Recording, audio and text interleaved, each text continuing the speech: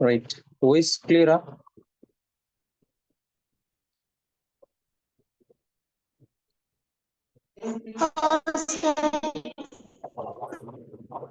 Right.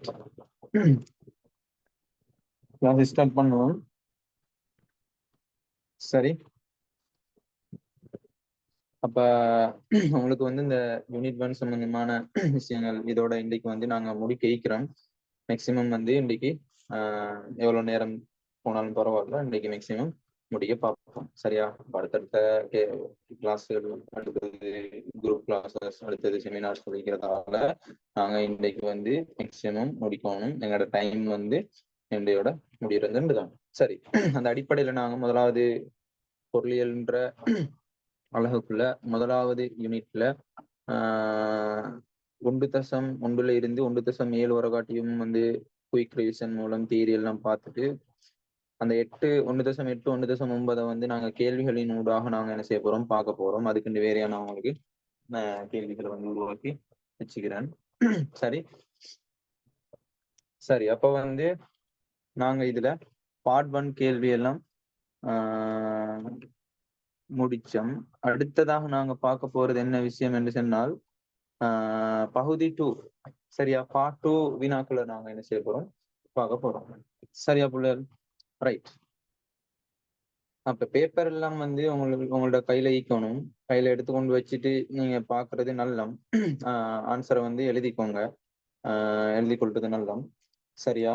அப்ப நாங்க என்ன செய்வோம்டா, முதலாவதாக கேள்விகளுக்குள்ள போவோம். 2022 ஆண்டு வந்த கேள்விதான். கேள்வியை வாசிங்க.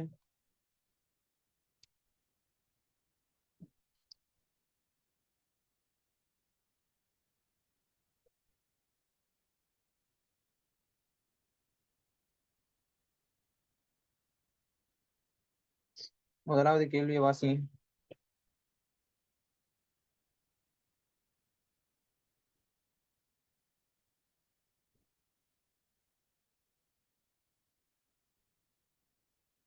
யார் வாசிக்கிறது? விஷ்ணு?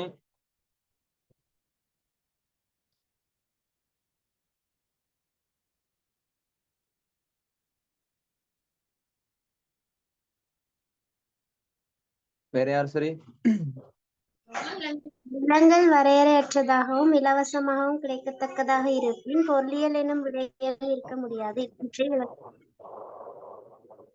ரைட். என்ன கேள்வி கேட்கிறான்? வளங்கள் வரையறையற்றதாகவும் இலவசமாகவும் கிடைக்கத்தக்கதாகவும் இருப்பின் பொருளியல் எனும் ஒரு விடயம் வந்து இருக்க முடியாதாம். இக்கூற்றை விளக்கட்டாம். 4 மார்க்ஸுக்கு கேட்டுக்கிறான் 2022 ஆண்டு. விளங்க என்ன சொல்றது? அப்ப என்ன சொல்ல வாரான்னு சொன்னா, வளங்கள் வந்து நாங்க பார்த்தோம் ஒரு விஷயம் என்னன்னு சொன்னா, வளங்களோட ஒரு பண்பு தான் என்ன, வளங்கள் எப்படி இருக்கும், நாட்டுல இருக்கிற வளங்கள் எப்படி இருக்கும்?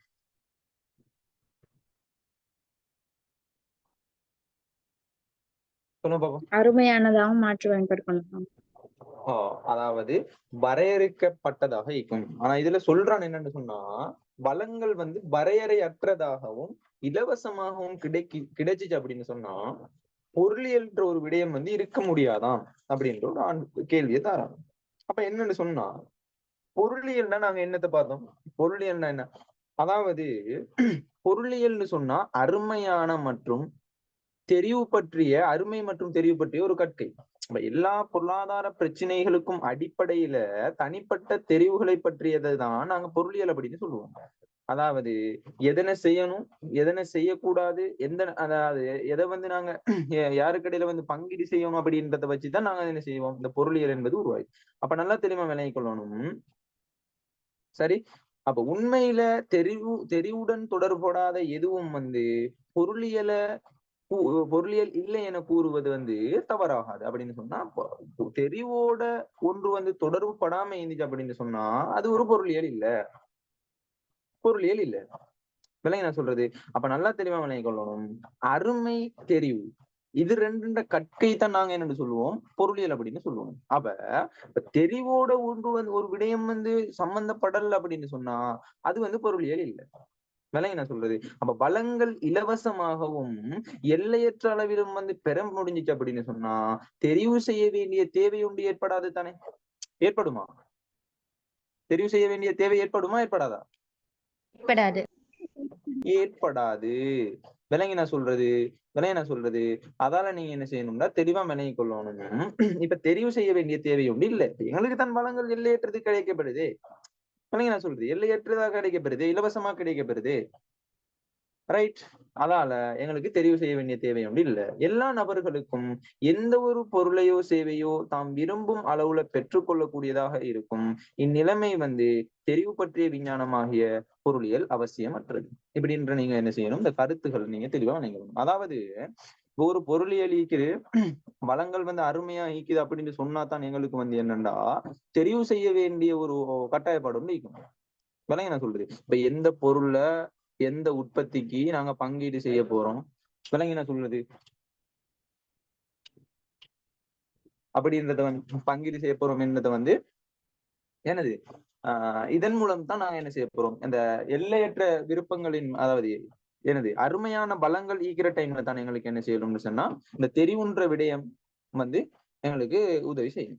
விளங்கி நான் சொல்றது. அதாவது வந்து எங்களுக்கு தெரிவுன்ற விடயத்தை வந்து நாங்க என்ன செய்யணும்னு சொன்னா பயன்படுத்தி அப்ப நல்லா தெளிவா விளங்கிக் கொள்ளணும். தெரிவு செய்யணும் அப்படின்னு சொன்னா எங்களுக்கு அருமையான பலங்கள் காணப்படணும். பலங்கள் அருமையானதாக ஈக்கணும். பலங்கள் வந்து எப்படி ஈக்கணும்னு சொன்னா எல்லையற்ற அளவுல காணப்படாம அருமையானதாக எல்லையற்ற அளவுல வளங்கள் காணப்பட்டுச்சு அப்படின்னு சொன்னா பொருளியல் உண்டு இல்ல நினைக்கிறேன். பொருளியல்ன்றது அங்கனக்கே இல்ல. விளங்கி நான் சொல்றது. அப்ப அதுக்கு ஆன்சர் எழுதிக்கோங்க. ஆன்சர் எழுதிக்கோங்க. ஆன்சர் எழுதிய போறது லேசி. இன்னும் கிளியரா வரணும். பொருளியல் என்பது எல்லாருமே எழுதணும். அருமை மற்றும் தெரிவு பற்றிய ஒரு கற்கையாகும். அதுக்குதான் இடம் முட்டிக்கிறேன் எழுதுறதுக்கு. சோ அந்த எழுத்து சின்னதாக்கியே எழுதுங்க. பொருளியல் என்பது அருமை மற்றும் தெரிவு பற்றிய ஒரு கற்கையாகும். எல்லா பொருளாதார பிரச்சனைகளுக்கும்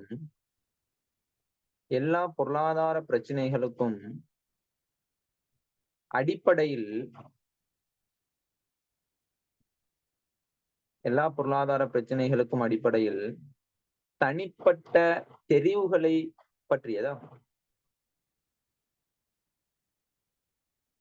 தனிப்பட்ட தெரிவுகளை பற்றியதாகும். எதனை செய்ய வேண்டும், எதனை செய்யக்கூடாது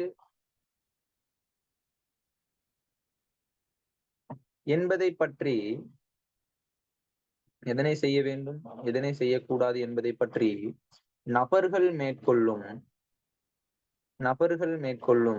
தீர்மானங்களுடன்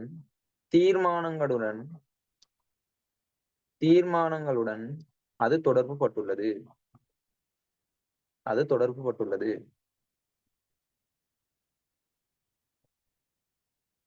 உண்மையில் தெரிவுடன் தொடர்புபடாத எதுவும் பொருளியல் இல்லை என்று கூறுவது தவறாகாது. தவறில்லை. விளங்கி நான் சொல்றது. கூறுவது தவறில்லை. விளங்கி நான் சொல்றது. அப்ப என்ன செய்யணும்? தெரிவோட தொடர்பு பட்டிக்கணும். சரி. எதனை செய்ய வேண்டும், எதனை செய்யக்கூடாது என்பது பற்றிய நபர்கள் மேற்கொள்ளும் தீர்மானங்களுடன் அது தொடர்பு பட்டுள்ளது. உண்மையில் தெரிவுடன் தொடர்புபடாத எதுவும் பொருளியல் இல்லை என்று கூறுவது தவறாகாது. அடுத்த பாயிண்ட்ஸ்ல எழுதுங்க. அடுத்த பாயிண்ட்ஸ்ல வளங்களை இலவசமாகவும்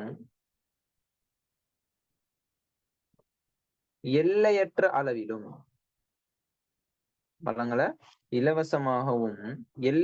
அளவிலும்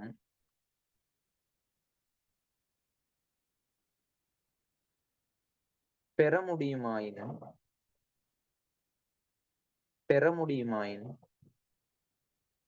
தெரிவு செய்ய வேண்டிய தேவை ஏற்படாது. தெரிவுண்ட மேற்கொள்ளணும்னு அவசியம் இல்லை தானே? ஏன்னா எல்லையற்று கிடைக்குது எங்களுக்கு வளம். என்னத்தனாலும் உற்பத்தி செஞ்சுட்டு போவேலும் எங்களுக்கு. இதுக்குத்தான் இந்த வளத்தை இதுக்குத்தான் பங்கீடு செய்யணும்ன்ற ஒரு தெரிவு ஒன்று இல்ல, எல்லையற்று கிடைச்சாலும். சரியா? எல்லையற்ற அளவிலும் பெற முடியுமாயின் தெரிவு செய்ய வேண்டிய தேவை ஏற்படாது. எல்லா நபர்களுக்கும் எந்த ஒரு பொருளையோ சேவையையோ தாம் விரும்பும் அளவில் பெற்றுக்கொள்ளக்கூடியதாக இருக்கும்.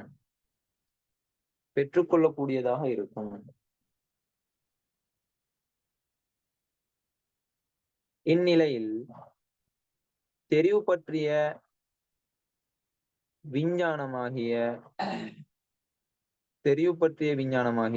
பொருளியல் அவசியமற்றது.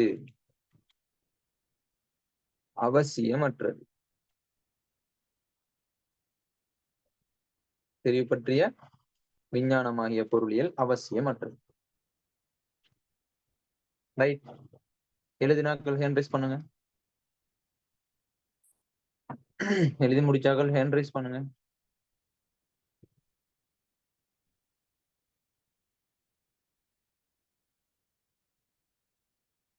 ரஸ்மிலா okay, Nayanika okay, Vishnu okay,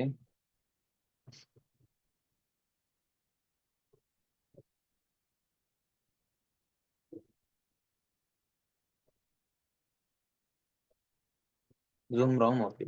very good.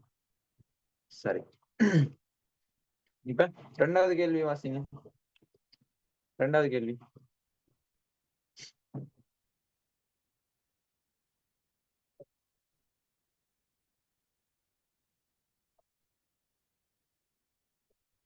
Quick.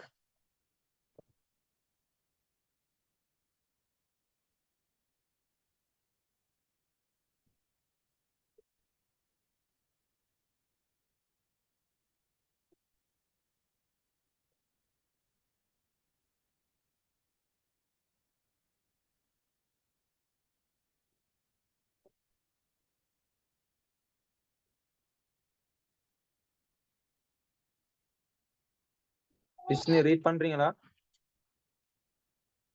நீங்க பேசுறது கேக்குது இல்ல, பேசுறீங்களா என்னன்னு தெரியல. பயன்படுத்தி பின்வரும் ஒவ்வொரு நிகழ்வுகளையும் ஒரு நாட்டின் உற்பத்தி இயல்தகவு வளைகளில் எவ்வாறு காட்டலாம் என சுருக்கமாக விவரிக்குக. முதலாவது, கல்வித்தரம் அதிகரித்தல். முதலாவது என்ன சொல்றான்? கல்வித்தரம் அதிகரிக்கிறது. அப்ப கல்வித்தரம் அதிகரிச்சுச்சு அப்படின்னு சொன்னா நல்லா தெரியுமா வினைகொள்ளணும்.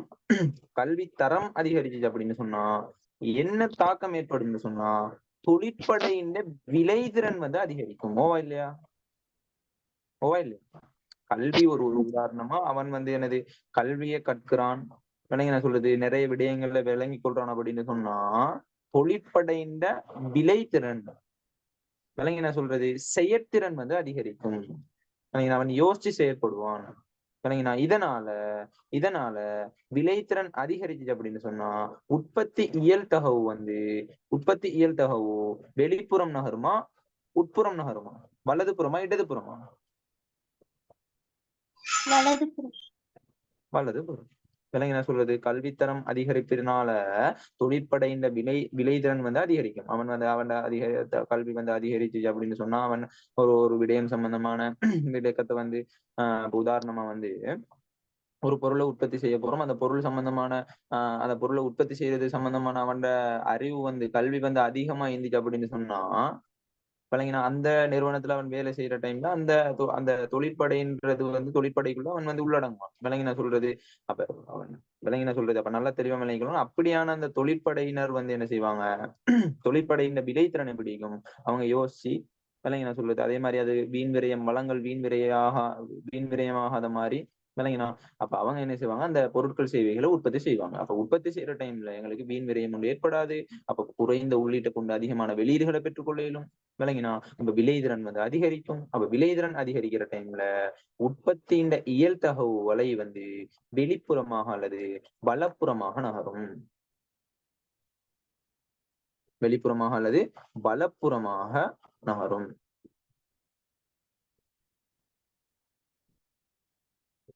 குயிக்கா வரைஞ்சுக்கோங்க.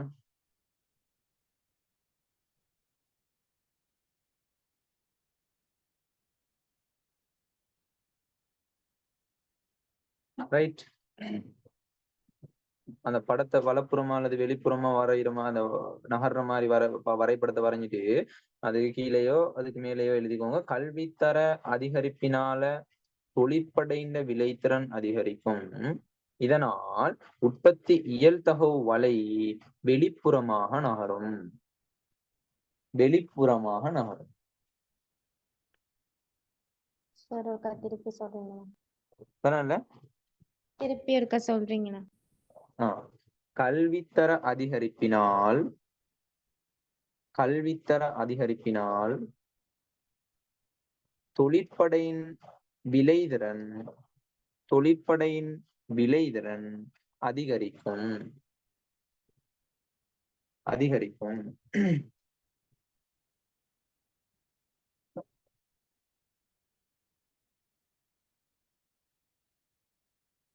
இதனால் உற்பத்தி இயல் தகவு வலை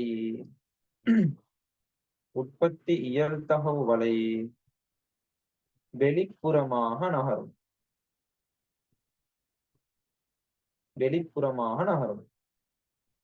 சரியா? வெளிப்புறம் அல்லது வலப்புறம் போட்டா சரி. சரியா? சரி. அதுக்கான படத்தையும் நீங்க என்ன செய்யுங்க, வரைஞ்சுக்கோங்க. எப்படி வரும்னு தெரியும் தானே அதோட படம். சரி, வலப்புறம் வெளிப்புறம் நகர்ற மாதிரி வரைஞ்சுக்கோங்க. சரி. அடுத்து 2வது வாசிங்க. ஒரு நாட்டின் மெய் மொத்த உள்நாட்டு உற்பத்தி 85% சுருக்கமடைந்து தொழிலின்மை அதிகரித்தல்.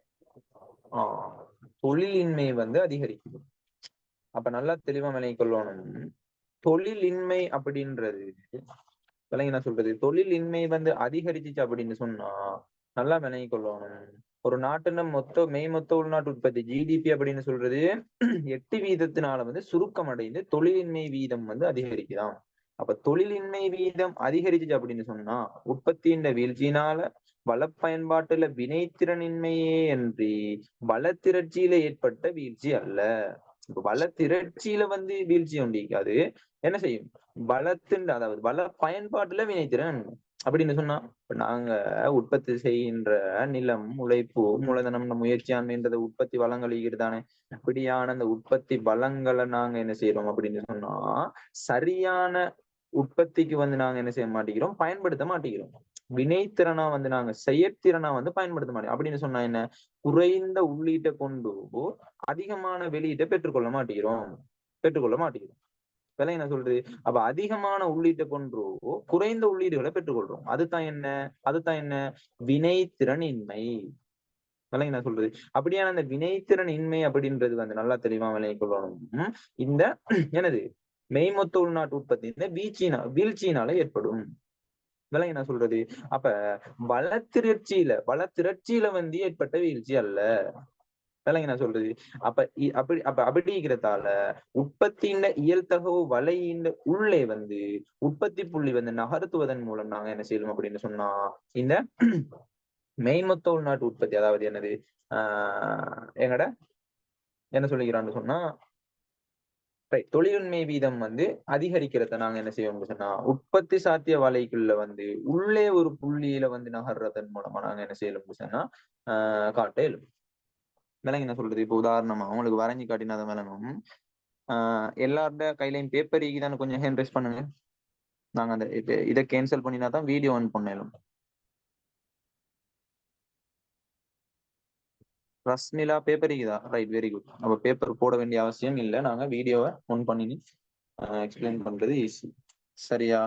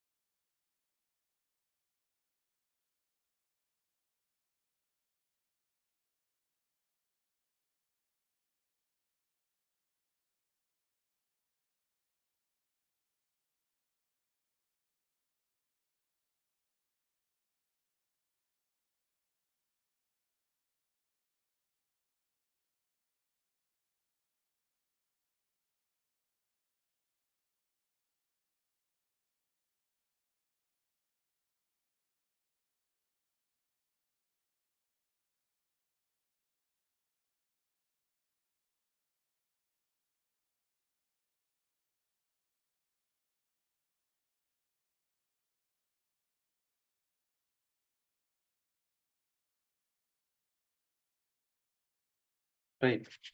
வாய்ஸ் கிளியரா? வாய்ஸ் வீடியோ எல்லாம் கிளியரான்னு சொல்லுங்க. ரைட். சரியா? அப்ப முதலாவது என்ன? கல்வித்தர அதிகரிப்பினால தொழிற்படை விளைத்திறன் அதிகரிச்சு முதலாவதுக்கு எப்படி வரும்? வலப்புறம் அல்லது வெளிப்புறம் நகரும். வெளிப்புறம் நகரப்போகுது. இப்படித்தான் முதலாவதுக்கான படம். அப்ப இதுல நீங்க குறிக்கிற டைம்ல மிக முக்கியமா கவனத்தில் கொள்ள வேண்டிய விடயம் என்னன்னு சொன்னா, இதுல இந்த Q1, Q2, Q1 விளங்கினா, Y1, Y2, அதே மாதிரி இதுல வந்து PPC1, இந்த PPC2, அதே மாதிரி இதுல வந்து 2 பொருட், அதாவது என்னது மூலப்பொருட், அதே மாதிரி இதுல வந்து நுகர்வு பொருள் இல்லைங்கண்ணா, இதுல பூச்சியம், இது எல்லாம் அந்த குறியீடுகளை வந்து கட்டாயம் நீங்க என்ன செய்யணும்னா குறிச்சு கொள்ளணும் விளங்கினா. அப்ப அதுகெல்லாம் நீங்க மறந்தீங்க அப்படின்னு சொன்னா உங்களுக்கு மார்க்ஸ்கள் வெட்டப்படுறதுக்கான சான்சஸ் இருக்குது. மார்க்ஸ்கள் வெட்டப்படும், குறைவாத்தான் விழும். இந்த இதெல்லாம் வந்து கட்டாயம் என்னென்ன குறியீடு அங்கனைக்கு வரும் அப்படின்றது வந்து தெளிவா நோட் பண்ணி எல்லா ஒன்றையுமே மிஸ் பண்ணிடாம எல்லா குறியீடையும் போடுங்க. விளங்கினா சொல்றது PPC1, PPC2 இதெல்லாம் கட்டாயமானது, மிக முக்கியமானது. விளங்கினா? ரைட். சரி. அப்ப நாங்க வந்து என்ன செஞ்சோம்? ரெண்டாவது பார்க்க போறோம். ரெண்டாவது. சரி. அப்ப ரெண்டாவதுல என்ன சொல்றான்? ஒரு நாட்டின மொத்த உள்நாட்டு உற்பத்தி வந்து 8 சுருக்கடைந்து தொழிலின்மை வீதம் வந்து அதிகரிக்குது. அப்ப மொத்த உள்நாட்டு உற்பத்தியின் வீழ்ச்சியினால என்ன காட்டப்படுது அப்படின்னு சொன்னா, வள பயன்பாட்டுல வினைத்திறனின்மையை தான் காட்டப்படுது. வள திரட்சியில ஏற்பட்ட வீழ்ச்சி இல்ல. என்ன சொல்றது? அப்ப உற்பத்தி இயல்தகவும் வலையில எல்லாத்தையும் ஆரம்பத்துல இந்த என்னது இதுல வந்து என்ன மூலதன பொருள்னு போடணும். இதே மாதிரி இதுல வந்து நுகர்வு பொருள் போடணும். அவன் தாரத்துக்கு ஏத்த மாதிரி நாங்க போட்டுக்கொள்வோம். பூச்சியம், இது வந்து பிபிசி வலை, இதுல பிபிசின்னு போடணும். சரியா? இதுல இதுல ஒரு ஏன்னு வச்சுக்கொள்வோமே. இப்ப என்ன நடக்குது அப்படின்னு சொன்னா, ஒரு உற்பத்தி இயல்தகவு வலையில வந்து ஒரு புள்ளி வாரத்தாலதான் என்ன செய்யணும்னு சொன்னா, அதாவது என்னது வேலையின்மை வீதத்துல ஒரு அதிகரிப்பை காட்டணும். வேலையின்மை வீதத்துல அதிகரிப்பை காட்டலும். ஒரு நாட்டின் மொத்த உள்நாட்டு உற்பத்தி வந்து 8% சுருக்கம் அடைந்து தொழிலின்மை வீதம் அதிகரிக்கிறது. 8% சுருக்கம் அடைந்து என்ன செய்யறது? தொழிலின்மை வீதம் அதிகரிக்கிறது. சரியா? இதை வந்து நாங்க என்ன செய்வோம்? இப்படி உற்பத்தி சாத்திய வலையில ஒரு உள்ளுக்குள்ள வர ஒரு புள்ளியால நாங்க காட்டுவோம். என்ன சொல்றது? ரைட். அப்ப இதுக்கு எழுதிக்கோங்க, நோட் பண்ணிட்டு இதுக்கு எழுதிக்கோங்க. அந்த படத்துக்குள்ளே எழுதணும். சரியா சொல்றான்? அந்த கேள்விக்கு கீழே எழுதணும். மெய்மொத்த உள்நாட்டு உற்பத்தியின் குயிக்கா எழுதணும். இன்னும் நிறைய கேள்வி நாங்க பார்க்க இருக்குது. மெய்மொத்த உள்நாட்டு உற்பத்தியின் வீழ்ச்சியினால் காட்டப்படுவது வள பயன்பாட்டில் வினைத்திறனின்மையே அன்றி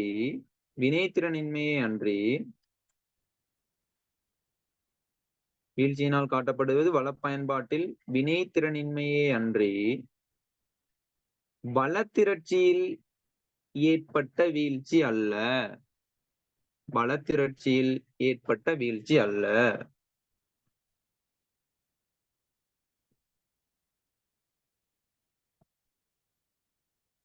இதனை உற்பத்தி இயல்தகவு வலையின் உள்ளே உற்பத்தி புள்ளியை நகர்த்துவதன் மூலம் காட்டலாம்.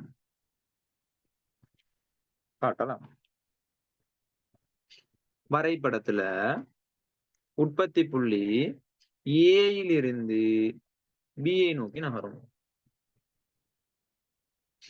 ஏயிலிருந்து பியை நோக்கி நகரும். விளங்கினா சொல்றது?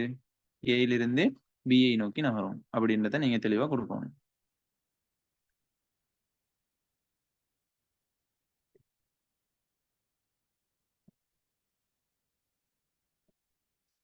ரைட்.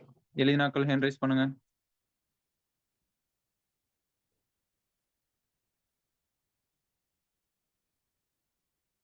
ரெண்டு பேர், 3 பேர், நோரால். முடிஞ்சா?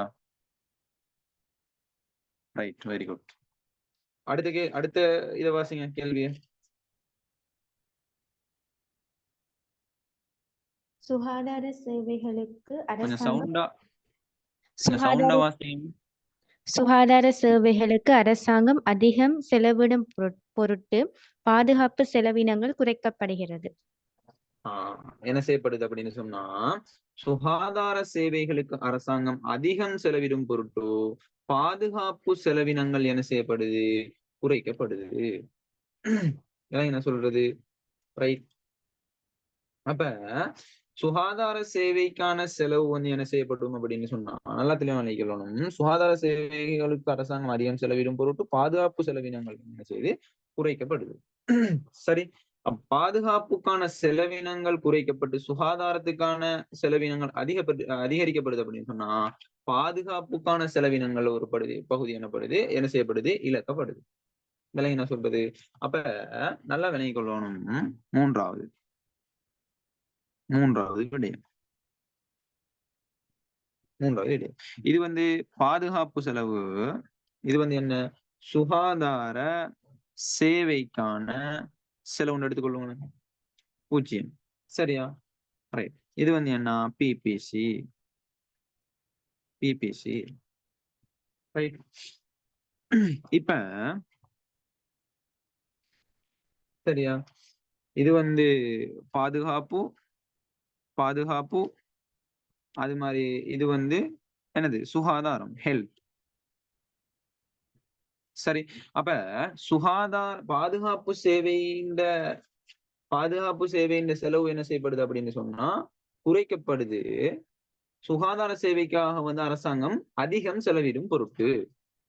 அப்ப பாதுகாப்பு சேவை வந்து குறைக்கப்பட்டுச்சு அப்படின்னு சொன்னா என்னது? சுகாதார சேவைக்கானது அதிகரிக்கப்படும். அப்ப D1 இதுல H1.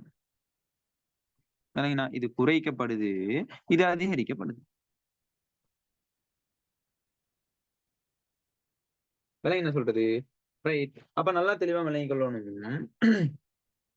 பாதுகாப்பு செலவுக்கு ஒதுக்கப்பட்ட வளங்களை குறைச்சி சுகாதார சேவைகளுக்கு பயன்படுத்தப்படும் வளங்கள் அதிகரிக்கப்படுவதால உற்பத்தி இயல்தகவு வலையின் மீது உள்ள உற்பத்தி சேர்க்கை புள்ளி வந்து என்ன செய்யும் அப்படின்னு சொன்னா, இந்த ஏல இருந்து இது வந்து பீன்னு எடுத்துக்கணும் அப்படின்னு சொன்னா, ஏல இருந்து பி நோக்கம் என்ன நடக்கும்?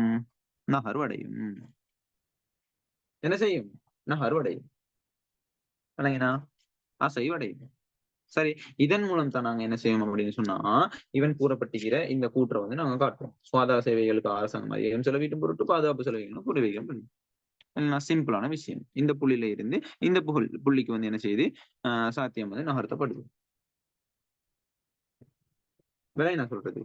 ரைட். இந்த படத்தை வரைஞ்சுக்கோங்க. குயிக்கா.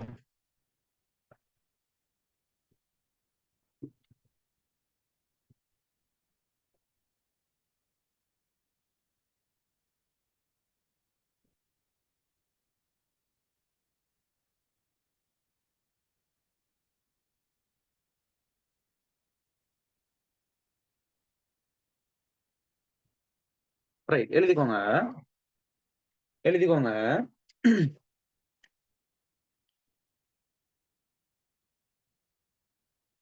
பிபிசி இந்த தாக்கத்தினால் பிபிசியில் எந்த பாதிப்பும் ஏற்படாது. பிபிசி அதிகரிக்கிறது குறைவடைகிறது இதெல்லாம் இல்லை, எந்த பாதிப்பும் ஏற்படாது.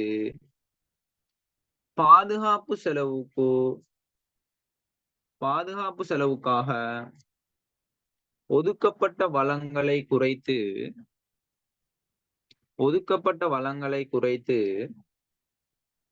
சுகாதார சேவைகளுக்கு பயன்படுத்தப்படும் வளங்கள் அதிகரிக்கப்பட்டுள்ளதால்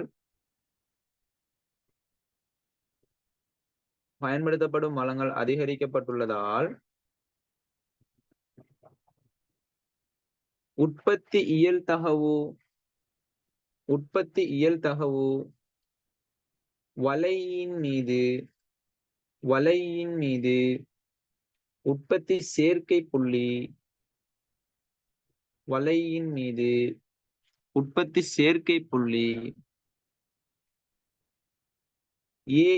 ஏயிலிருந்து பி நோக்கி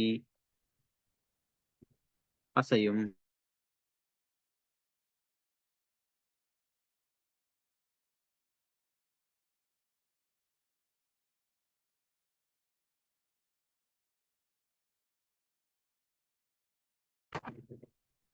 அசைவின் மூலம் இதனை காட்டலாம். சரியா?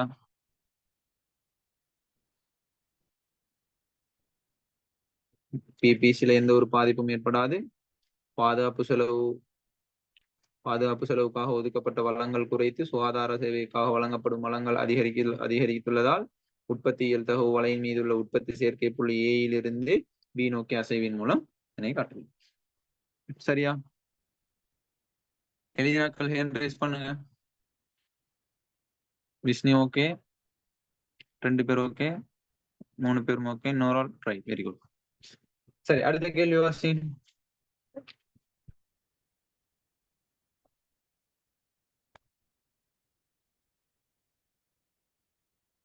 அடுத்து நீடித்த வறட்சி அடுத்த காரணமாக கேள்வி குயிக்கா. நீடித்த வறட்சி காரணமாக நீண்ட கால பகுதிக்கு மின்சார தடை ஏற்படும். என்ன செய்யப்பட்டிருக்குது? நீடித்த வறட்சி காரணமாக நீண்ட கால பகுதிக்கு மின்சார தடை என்ன செய்யப்பட்டிருக்குது? ஏற்படுத்தப்பட்டிருக்குது. அப்ப வறட்சியின் காரணமாக மின்சார தடை ஏற்பட்டுச்சு அப்படின்னு சொன்னால் நாட்டின் வளத்திருச்சியின் வீழ்ச்சி நிலை காட்டப்படுகிறது. வேலை என்ன சொல்றது? ஓ இல்லையா? அப்ப வளத்திரட்சி வந்து என்ன செய்ய போகுது? வீழ்ச்சி அடைய போகுது. அப்ப வளத்திரட்சி வீழ்ச்சி அடைஞ்சிச்சுன்னு சொன்னா பிபிசில உற்பத்தி இயல்தகவு வலை வந்து எப்படி நகர்வடையும்? என்ன தாக்கம் ஏற்படும்?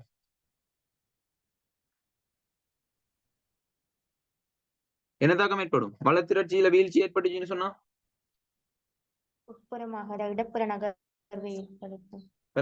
உள்நோக்கி நகரும். Very good. பொருளாதார என்ன நடக்கும்?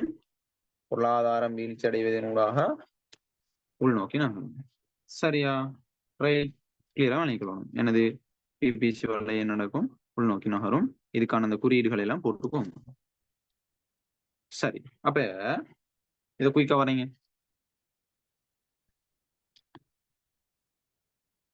குயிக்கா வரீங்க.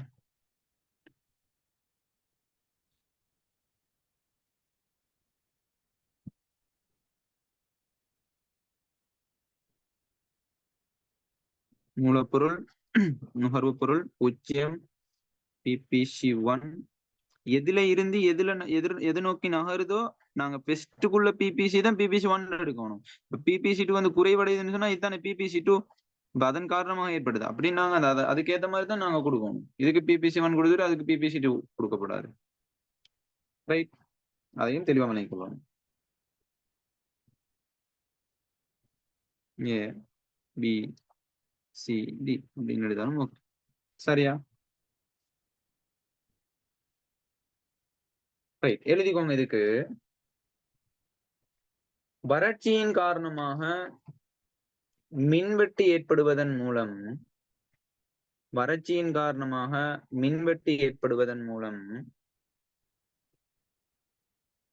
நாட்டின் வளத்திரட்சியின் வீழ்ச்சி நிலை காட்டப்படுகிறது. நாட்டின் வளத்திரட்சியில் வீழ்ச்சி நிலை காட்டப்படுகிறது. அதன் விளைவாக உற்பத்தி இயல்தகவு வலை உட்புறமாக நகரும். உட்புறமாக அல்லது இடதுபுறமாக நகரும். உட்புறமாக அல்லது இடதுபுறமாக நகரும்.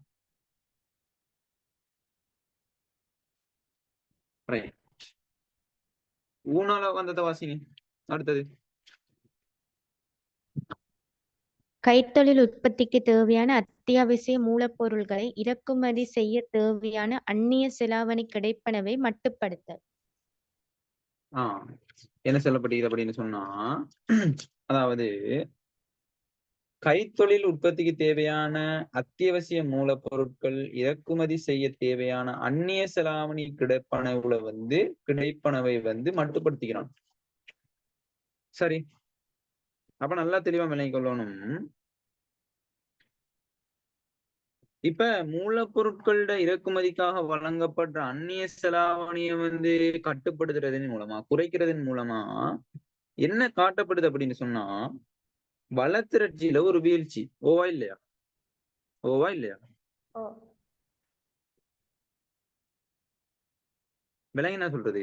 இறக்குமதிக்காக வழங்கப்பட்ட அந்நிய செலாவணியை குறைக்கிறதன் மூலம் என்ன செய்யலும் சொன்னா, நாட்டுல வளத்திரட்சியில ஏற்படும் ஒரு வீழ்ச்சி. விலங்கு என்ன சொல்றது? அப்ப வளத்திரட்சியில வீழ்ச்சி ஏற்பட்டுச்சு அப்படின்னு சொன்னா, பிபிசி வலை எப்படியான தாக்கத்தை ஏற்படுத்தும்? பிபிசி வலையில என்ன தாக்கம் ஏற்படும்? உட்புறமாக நகர்வடையும். உட்புறமாக அல்லது இடப்புறமாக நகரும். விலை என்ன சொல்றது? அப்ப நல்லா தெளிவா விளங்கிக் கொள்ளணும். இப்ப இறக்குமதி உள்ளீடுகள் தேவைப்படாத ஒரு துறை காணப்படுமாயின் பிபிசில ஒரு அச்சில மாத்திரமே நகரும். விலை என்ன சொல்றது? இப்ப உள்ளீடுகள் இறக்குமதிக்கு உள்ளீடுகள் இல்லாட்டி கைத்தொழில் அற்ற பொருள், கைத்தொழில் பொருள் அப்படின்னு சொல்லி போட்டு நாங்க எடுத்தோம் அப்படின்னு சொன்னால் ஒரு அச்சில இருந்து நகரும். இப்படி நகரும். இதுல கைத்தொழில் பொருள் தான் என்ன செய்ய போகுது? குறைவடைய போகுது. கைத்தொழில் அற்ற பொருள் நடுப்பமே இல்லைங்கண்ணா. இப்படி நகரும். எப்படியான சந்தர்ப்பத்துல அப்படின்னு சொன்னா, இறக்குமதிகள் உள்ளீடுகள் இறக்குமதி உள்ளீடுகள் தேவைப்படாத ஒரு துறை காணப்படுற டைம். அப்ப நாங்க அப்படி தேவைப்பட்டுச்சு அப்படின்னு சொன்னா என்ன நடக்கும்? அந்நிய செலாவணியை குறைப்பதன் மூலம் நாட்டின் வளத்திரட்சியில ஏற்படும் ஒரு வீழ்ச்சி. அப்படி வளத்திரட்சியில ஒரு வீழ்ச்சி ஏற்படுச்சு அப்படின்னு சொன்னா பிபிசி விலை நடக்கும். உட்புறம் நகரும். நாங்க இப்படியும் காட்டலாம். ஆனா இப்படி காட்டுறதுக்கு அந்த விளக்கத்தை கொடுக்கணும். எந்த விளக்கம்? இறக்குமதி உள்ளீடுகள் தேவைப்படாது. இறக்குமதி உள்ளீடுகள் தேவைப்படாத ஒரு துறை காணப்படும் அப்படின்னா வேலை என்ன சொல்றேன்? ரைட். இது ரெண்டையும் மறைஞ்சுக்கோங்க. சொல்றது எல்லாம் இது ரெண்டு படத்தையும் மறைஞ்சுக்கோங்க. குயிக். ரெண்டு படத்தையும் மறைஞ்சுக்கோங்க.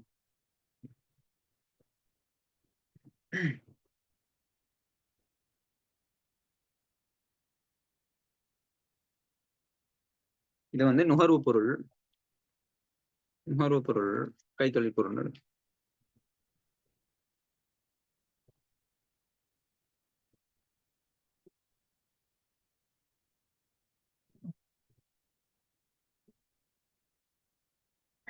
மூலப்பொருட்களை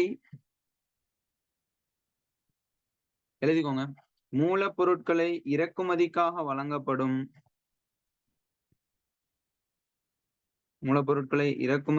வழங்கப்படும் அந்நிய செலாவணியை குறைப்பதன்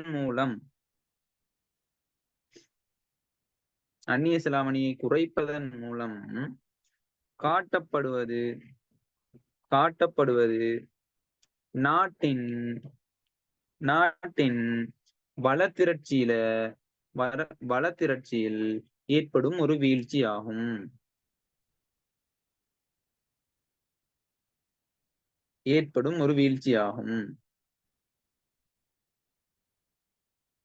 இதன் விளைவாக பிபிசி உட்புறம் நகரும் அல்லது இடதுபுறம் நகரும். அடுத்த படத்துக்கு கீழே எழுதிக்கோங்க. இறக்குமதி உள்ளீடுகள் தேவைப்படாத ஒரு துறை காணப்படுமாயின்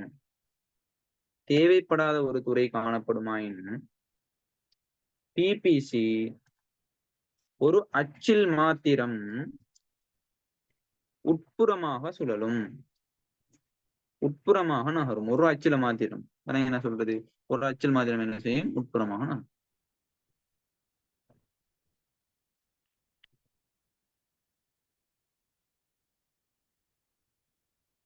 ஒரு துறை காணப்படுமாயின் பிபிசி ஒரு அச்சில் மாத்திரம் உட்புறமாக. எழுதினாக்கள் பண்ணுங்க. Vishnu okay okay. நோரால் ரைட்.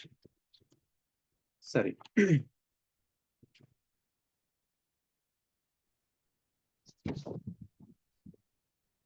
அடுத்த கேள்வி. தாராள சந்தை பொருளாதார முறைமை ஒன்றின் 5 குறைபாடுகளை பெயரிடுக. தாராள சந்தை பொருளாதார முறைமை இழைக்கிற நாங்க பார்த்த விஷயம் 5 குறைபாடுகள். நாங்க தேரி மூலம் வந்து நாங்க பார்த்தோமா இல்லையா? அப்ப சொல்லுங்க பாப்போம் 5 குறைபாடுகளை.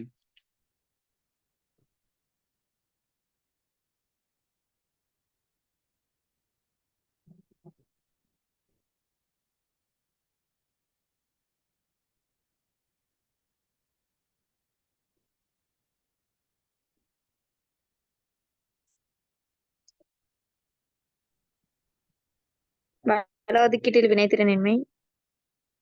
வேலை வள ஒதுக்கீட்டுல வினைத்திறனின்மை. வேற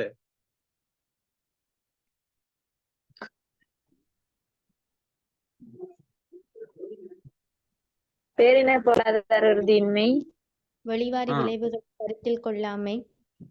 வெரி குட். வேற அடுத்தது பொது வளங்கள் உச்சமாக பயன்படுத்தப்படுதல். வருமான பங்கீட்டில் நீதியின்மை. வேற பொருளாதார உறுதியின்மை.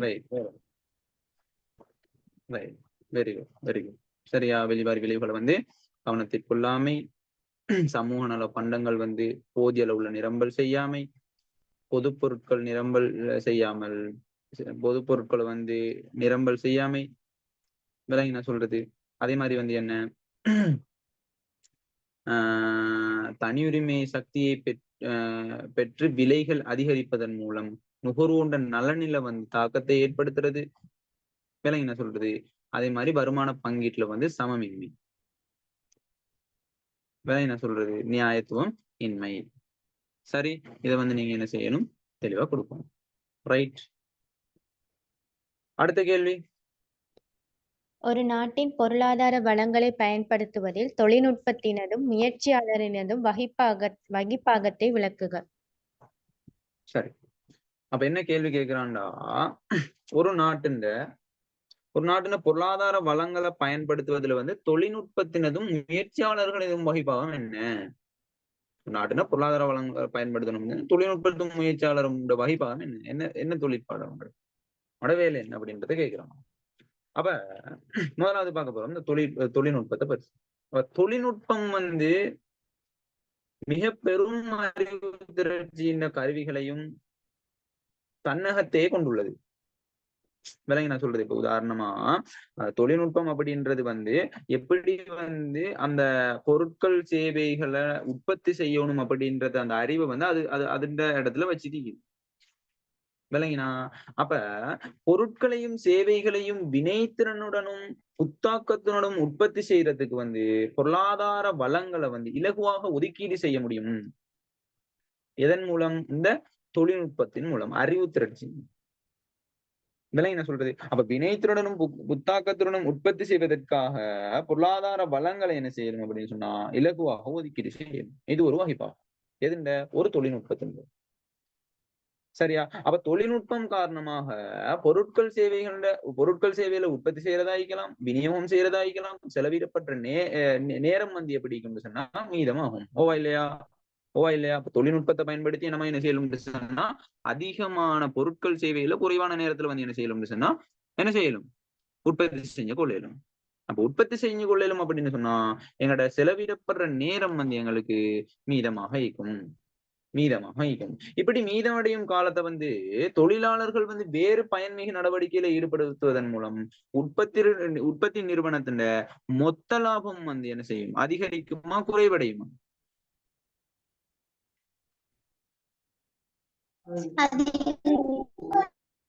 அதிகரிக்கும். விளங்கி நான் சொல்றது இப்ப தொழில்நுட்பத்தின் பல பயன்பாடு தொடர்பான தொழில்நுட்பத்தின் வைப்பாங்க விளங்கிச்சா உங்களுக்கு விளங்கிச்சா சொல்றது அப்ப தொழில்நுட்பம் காரணமாக பொருட்கள் சேவைகள் உற்பத்தி செய்யறதுக்காக செலவிடப்படுற நேரம் வந்து என்ன செய்யும் குறைவடையும் மீதமாகும் அப்ப மீதமாகிற நேரத்தை வந்து வேற ஒரு தொழில்ல வேற ஒரு பயன் தரும் நடவடிக்கையில வந்து ஈடுபடுத்துறதின் மூலமா உற்பத்தி அந்த நிறுவனத்தின் லாபம் வந்து அதிகரிக்கும் விளங்கி நான் சொல்றது அப்ப தொழில்நுட்பத்தின் காரணமாக தொழிற்பிறப்பும் சிறப்பும் இயல்பும் அதிகரிக்க வாய்ப்பு ஏற்படுவதுடன் வள பயன்பாடு மேலும் வினைத்திறனுடன் வந்து இடம்பெற பங்களிப்பு செய்யும் அப்ப நல்லா தெளிவா விளங்கிக்கொள்ளணும் இப்ப தொழில்நுட்பம் அப்படின்றது வந்து அறிவு திரட்சியின் கருவிகளையும் தன்னகத்தை கொண்டு வைக்கணும் விளங்கினா அப்ப அவங்க அந்த அறிவு திரட்சின்ற அந்த சரியான ஒரு சிறப்பான நல்ல ஒரு தொழில்நுட்பத்தை நம்ம தெளிவு செஞ்சோம் அப்படின்னு சொன்னா அப்ப எங்களுக்கு வந்து நேரம் மிச்சமாகும் அந்த நேரத்தை வேறு பயன்பாடுகளுக்காக உபயோகிச்சுனா எங்களோட மொத்த லாபம் அதிகரிக்கும் விளங்கி என்ன சொல்றது அதே மாதிரி அந்த தொழில்நுட்பத்தின் காரணமா வந்து தொழிற்பிரிப்பும் சிறப்பும் இயல்பும் அதிகரிக்க வாய்ப்பு ஏற்படும் அப்படியான டைம்ல வந்து வள பயன்பாடு வந்து என்ன செய்யும் மேலும் மேலும் வந்து வினைத்திறனுடையதாக காணப்படும் எப்படிக்கும் வினைத்திறனுடையதாக காணப்படும் விளங்கி என்ன சொல்றது அதை வந்து நீங்க என்ன செய்யணும் தெளிவா விளங்கிக் கொள்ளணும் சரியா ரைட் அப்ப தொழில்நுட்பத்தின் வள பயன்பாடு உங்களுக்கு விளங்கி தானே அப்ப நல்லா விளங்கிக் கொள்ளணும் சரி அப்ப தொழில்நுட்பத்தின் வள பயன்பாடு சரி அடுத்த விஷயம்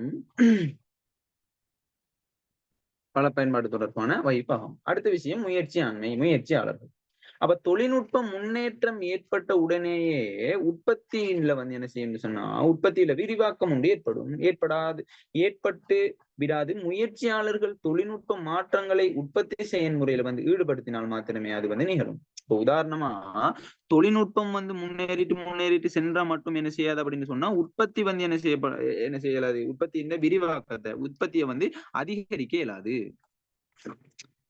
நான் சொல்றது தொழில்நுட்ப முன்னேற்றத்தோட என்ன செய்யணும் அப்படின்னு சொன்னா உற்பத்தி செயல்முறையில முயற்சியாளர்கள் வந்து தொழில்நுட்பங்களை வந்து உற்பத்தி செயல்முறையில என்ன செய்யணும்னு சொன்னா ஈடுபடுத்தின மாத்திரம் தான் என்ன செய்யலும் உற்பத்தியை அதிகரிக்க இயலும் தொழில்நுட்பம் முன்னேற்றம் அடைஞ்சிட்டு வேலை இல்லையா அதை நாங்க யூஸ் பண்ணணும் தானே அந்த யூஸ் பண்றதுக்கு முயற்சியாளர்கள் தேவையா இல்லையா ஓவா இல்லையா முயற்சியாளர் தேவையா இல்லையா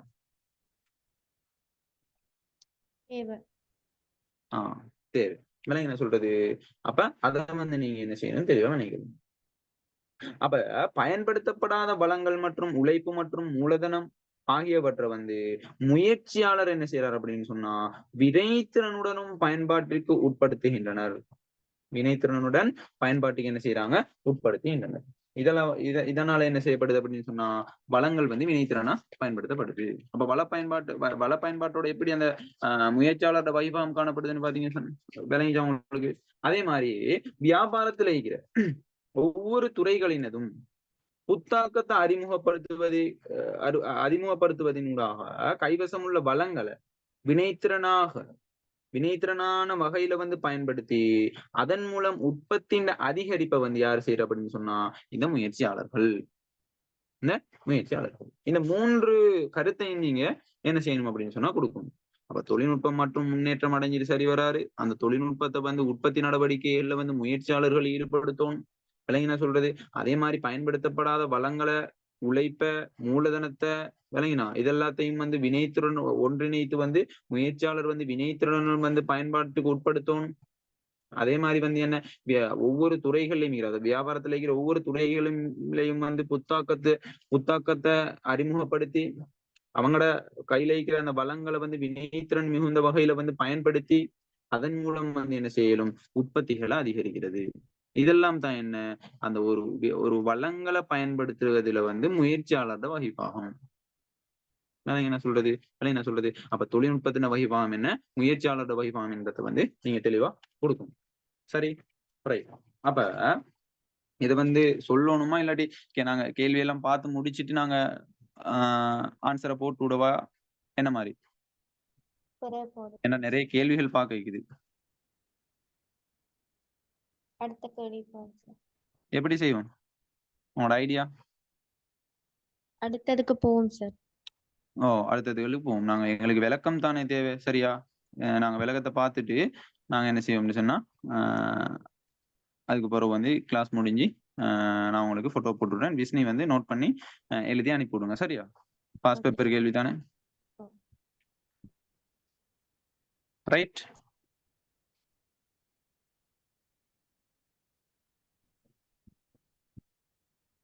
ஓகே. இப்ப அடுத்த கேள்வி வாசிங்க.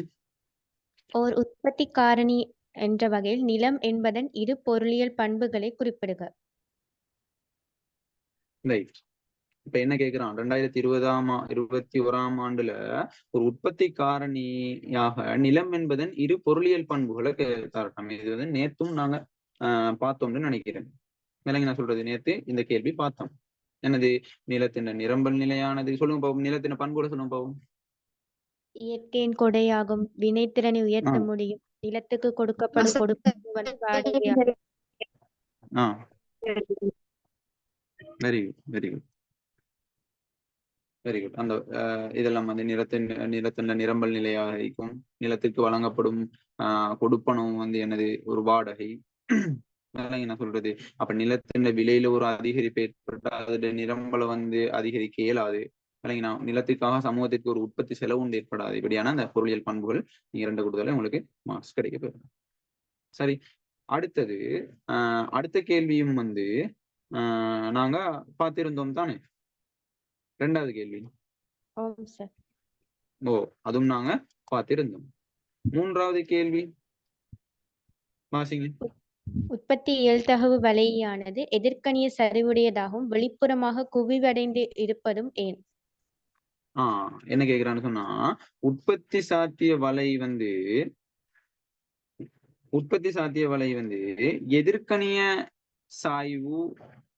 சாய்வுடையதாகவும், அதே மாதிரி என்ன சொல்றான், சரிவுடையதாகவும், எதிர்க்கணிய சரிவுடையதாகவும் வெளிப்புறமாகவும் குவிவடைந்திருப்பது ஏன்? என்ன சொல்றது? வெளிப்புறமாக குவிவடைந்து இருக்கிறது. அதுக்கான காரணத்தை கேட்கிறேன். அப்ப நல்லா தெளிவாக நீங்க கொள்ளணும். உற்பத்தி வலையின் எதிர்க்கணிய சாய்வு உற்பத்தியின் அமைய செலவினை வந்து பிரதிபலிக்குது. அப்ப நாங்க அமைய செலவுண்ட அடிப்படையில நாங்க வந்து அமைய செலவுண்ட வகைகளை நாங்க பார்த்தோமா இல்லையா? என்ன வகை வரும் சொல்லுங்க. அமைய செலவுண்ட வகைகள்: நிலையான அமைய செலவு, அதிகரிக்கும் அமைய செலவு, குறைந்து செல்லும் அமைய செலவு. நிலையான அமைய செலவு, அதிகரிக்கிற அமைய செலவு, குறைந்து செல்லும் அமைய செலவு. குறைந்து செல்ற அமைய செலவு அப்படின்னு சொல்லி போட்டு நாங்க என்ன செய்யணும்னா அமைய செலவுன்னு வகை. இப்ப இப்படியான அந்த எதிர்க்கணிய சாய்வு உற்பத்தியின் அமைய செலவு வந்து என்ன செய்யுது? பிரதிபலிக்குது. ஒரு பொருளோட மேலதிக அலகுகளை பெறுவதற்கு மற்றைய பொருள்கள சில அலகுகளை விட்டு கொடுக்க வேண்டியது கட்டாயம். விளங்கினா? இப்ப உற்பத்தியை அதிகரிக்கணும் அப்படின்னு சொன்னா, உற்பத்தியை வந்து நாங்க என்ன செய்யறோம்? அதிகரிக்கிறோம் அப்படின்னா அதிகரித்து செல்லும் அமைய செலவு காரணமாக நல்ல கொள்ளணும். அதிகரித்து செல்லும் அமைய செலவு காரணமாக அது வெளிப்புறமாக குவிவடையும். அப்ப வெளிப்புறமாக குவிவடையும் அப்படின்னு சொன்னா என்ன? இப்படி விளங்கி நான் சொல்றது. அப்ப வெளிப்புறமாக குவிவடைந்தது எதன் காரணமாக அப்படின்னு சொன்னா, எதன் காரணமாக? அதிகரித்து செல்லும் அமைய செலவு காரணம். ஒரு பொருளோட உற்பத்தியை சம அளவுகளால அதிகரிக்கும் போது இழக்க வேண்டியுள்ள மற்றைய பொருள்களோட தொகை வந்து என்ன செய்யும்னு சொன்னா படிப்படியாக அதிகரிக்கும். படிப்படியாக என்ன செய்யும்? அதிகரிக்கும். அப்ப உதாரணமா எக்ஸாம்பிளுக்கு நாங்க எடுத்துக்கொள்வோமே. எக்ஸாம்பிளுக்கு இப்ப எக்ஸ் பொருள் Y பொருள், எக்ஸ் பொருள் Y பொருள். இப்ப எக்ஸ் பொருள் வந்து 50 இருக்குது, Y பொருள் வந்து 20 இருக்குது அப்படின்னு வச்சுக்கொள்வோமே. இப்ப நாங்க என்ன செய்ய போறோம்னா எக்ஸ் பொருளை வந்து 20ஆல அதிகரிக்க போறோம்.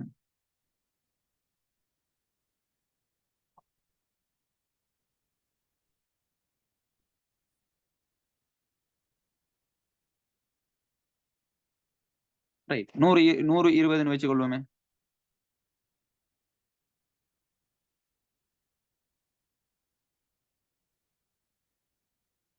நூறு 50. இப்ப எக்ஸ் பொருளை வந்து ஒரு 10ஆல அதிகரிக்க போறோம், 110 போறோம். சரியா? அப்ப எக்ஸ் பொருளை 110 டைம்ல y பொருள் வந்து குறைவடையுது 30. அதே மாதிரி எக்ஸ் பொருளை வந்து நாங்க வந்து என்ன செய்ய போறோம், 120 டைம்ல y பொருள் வந்து குறைவடையுது 10, அதாவது என்னது 5.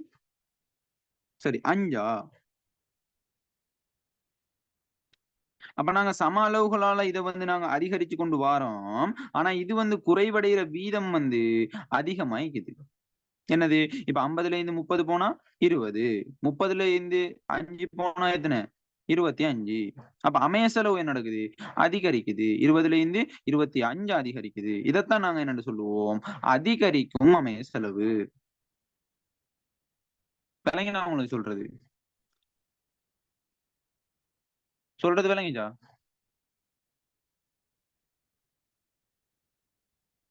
ஒரு பொருளை வந்து சம அளவுகளால நாங்க அதிகரிக்கிற டைம்ல அதுல விட்டு கொடுக்கப்படுற அளவு வந்து அதிகரிச்சு கொண்டு போறது. விளங்கினா, இப்ப இதுல வந்து நாங்க எவ்வளவு விட்டு கொடுக்குறோம், 20 விட்டு கொடுக்குறோம். ஆனா அதே மாதிரி 100ல இருந்து 110, 110ல இருந்து 120, 10 என்ன செய்யறான், அதிகரிக்கிறான். ஆனா இதுல விட்டு கொடுக்குற அளவு வந்து 20ல இருந்து 25 போகுது, 30ல இருந்து 5 போயிடுது. அப்ப இதை வந்து அந்த விட்டு கொடுக்குற அளவு என்ன செய்யப்படுது, அதிகரிக்குது. அப்ப அதிகரிக்குது அப்படின்னு சொன்னா அதைத்தான் நாங்க என்னன்னு சொல்லுவோம், அதிகரிக்கும் அமைய செலவு. விளங்கி நான் உங்களுக்கு சொல்றேன். கிளியரா விஷ்ணு? சார். நயனிகா கிளியரா? சார். இதைத்தான் நாங்க என்ன சொல்லுவோம், அதிகரிக்கிற அமைய செலவு. சரியா? அப்ப நல்லா தெளிவா விளங்கி கொள்ளணும். சரியா? அப்ப ஒரு வெளிப்புறமாக குவிவடைந்து ஒரு பொருளோட உற்பத்தியை சம அளவுகளால் அதிகரிக்கிற டைம்ல இழக்க வேண்டிய மற்றைய பொருள்களோட தொகை வந்து படிப்படியாக அதிகரிக்குது. இழக்க வேண்டிய தொகை வந்து தானே அதிகரிக்குது. இதைத்தான் நாங்க என்ன சொல்லுவோம், அதிகரிக்கிற அமைய செலவு. இப்படியான அதிகரிக்கிற அமைய செலவுக்கான காரணங்கள் வந்து மிக பிரதானமாக 3 காரணங்கள் இருக்குது. என்ன காரணம் அப்படின்னு சொன்னா, வளங்கள் அதிகரிக்கிற அமைய செலவுக்கான காரணம் என்ன, வளங்கள் வந்து ஓர்ணத்தன்மை வாய்ந்தவை இல்லாம இருக்கிறது. விளங்கி நான் சொல்றது, வளங்கள் வந்து ஓர்ணத்தன்மை வாய்ந்தவை அன்று, வாய்ந்தவை இல்லாம இருக்கிறது, பல வகைப்பட்டதா இருக்கிறது. விளங்கி நான் சொல்றது. அதே மாதிரி 2வது விடயம் என்ன அப்படின்னு சொன்னா, பல்வகை பொருட்களையும் சேவைகளையும் வந்து உற்பத்தி செய்ய பயன்படுத்தப்படும் தொழில்நுட்பங்கள் வந்து என்ன அப்படின்னு சொன்னா வேறுபட்டவையாக காணப்படுறது.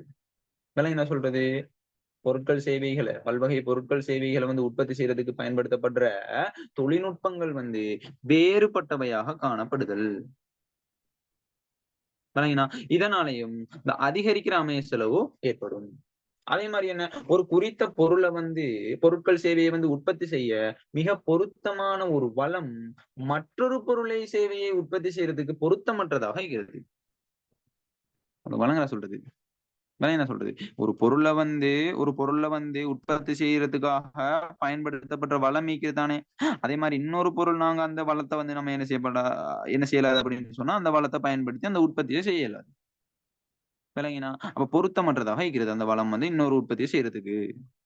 இப்ப இது 3 காரணங்களாலையும் தான் என்ன செய்யப்படுது, இந்த 3 காரணங்களாலையும் தான் என்ன செய்யப்படுது அப்படின்னு சொன்னா அதிகரிக்கிற அமைய செலவு ஏற்படுது. விளங்கி நான் சொல்றது அதை நீங்க என்ன செய்யணும்னு சொன்னா தெளிவா விளங்கிக்கணும். ரைட், கிளியரா? அப்ப அந்த 3 காரணங்களையும் நீங்க கொடுக்கணும். சரி, அப்ப நல்லா தெளிவா விளங்கிக் கொள்ளணும். அந்த கேள்வி வந்து உற்பத்தியல் தகவலையானது எதிர்க்கணிய சரிவுடையதாகவும் வெளிப்புறமாகவும் குவிவடைந்திருப்பது ஏன் அப்படின்றதுக்கு வந்து நீங்க என்ன சொல்லணும், உற்பத்தியியல் தகவலையின் எதிர்க்கணிய சாய்வு உற்பத்தியின் அமைய செலவு வந்து சொல்றது. உற்பத்திக்கு பொருளை மேலதிகமாக பெறுவதற்கு மற்ற பொருளோட சில அளவுகளை வந்து விட்டு கொடுக்க வேண்டிய கட்டாயம் இருக்குது. அப்படி வந்து உற்பத்தியை வந்து அதிகரிக்கிற டைம்ல அதிகரித்து செல்லும் அமைய செலவு காரணமாக அது வந்து என்ன செய்யுது அப்படின்னு சொன்னா வெளிப்புறமாக குவிவடைந்து இருக்குது. அப்ப ஒரு பொருளோட வந்து உற்பத்தியை சம அளவுகளால நாங்க அதிகரிக்கிற டைம்ல இழக்க வேண்டிய மற்றைய பொருள்களோட தொகை வந்து என்ன செய்யுது அப்படின்னு சொன்னா இழக்க வேண்டியது இதான் இது 20 தான் இழக்கலாம். அதுக்கப்புறம் 25, அதுக்கப்புறம் 30, 35, 40 அப்படின்னு சொல்லி இழக்க வேண்டிய அளவு அதிகரிச்சு சென்றது அப்படின்னு சொன்னா படிப்படியாக அதிகரிச்சு அப்படின்னு சொன்னா அதைத்தான் நாங்க என்ன சொல்லுவோம் அதிகரிக்கிற அமைய செலவு. இப்ப இப்படியான அந்த அதிகரிக்கிற அமைய செலவுக்கு வந்து 3 காரணங்களுக்கு எப்படி வளங்களோட ஓரினத்தன்மை வாய்ந்தது, பல்வகை பொருட்கள் சேவைகளையும் உற்பத்தி செய்யறதுக்காக பயன்படுத்தப்பட்ட தொழில்நுட்பங்கள் வந்து வேறுபட்டவையாக இருக்கிறது. அதே மாதிரி ஒரு குறித்த பொருளை அல்லது சேவையை வந்து உற்பத்தி செய்ய மிக பொருத்தமான ஒரு வளம் வந்து மற்ற ஒரு பொருளை சேவையை வந்து உற்பத்தி செய்யறதுக்கு பொருத்தமற்றதாக இருக்கிறது, பொருத்தமற்றதாக காணப்படுறது. இந்த 3 காரணங்களால என்ன செய்வது அமைய செலவு வந்து அதிகரிக்குது. விளங்கினா அப்ப அமைய செலவு அதிகரிப்பு அப்படின்னு சொன்னா என்னன்றதை தெளிவா கிளியரா விளங்கிக் கொள்ளணும். ரைட், அடுத்த கேள்வி வாசி. கலப்பு பொருளாதார முறைமையினை வரைவிலக்கணப்படுத்துக. கலப்பு பொருளாதார முறைமையை வந்து வரைவிலக்கணப்படுத்திட்டாங்க. சிம்பிளான ஒரு கொஸ்டின். அப்ப சொல்லுங்க பாப்போம், கலப்பு பொருளாதார முறைமை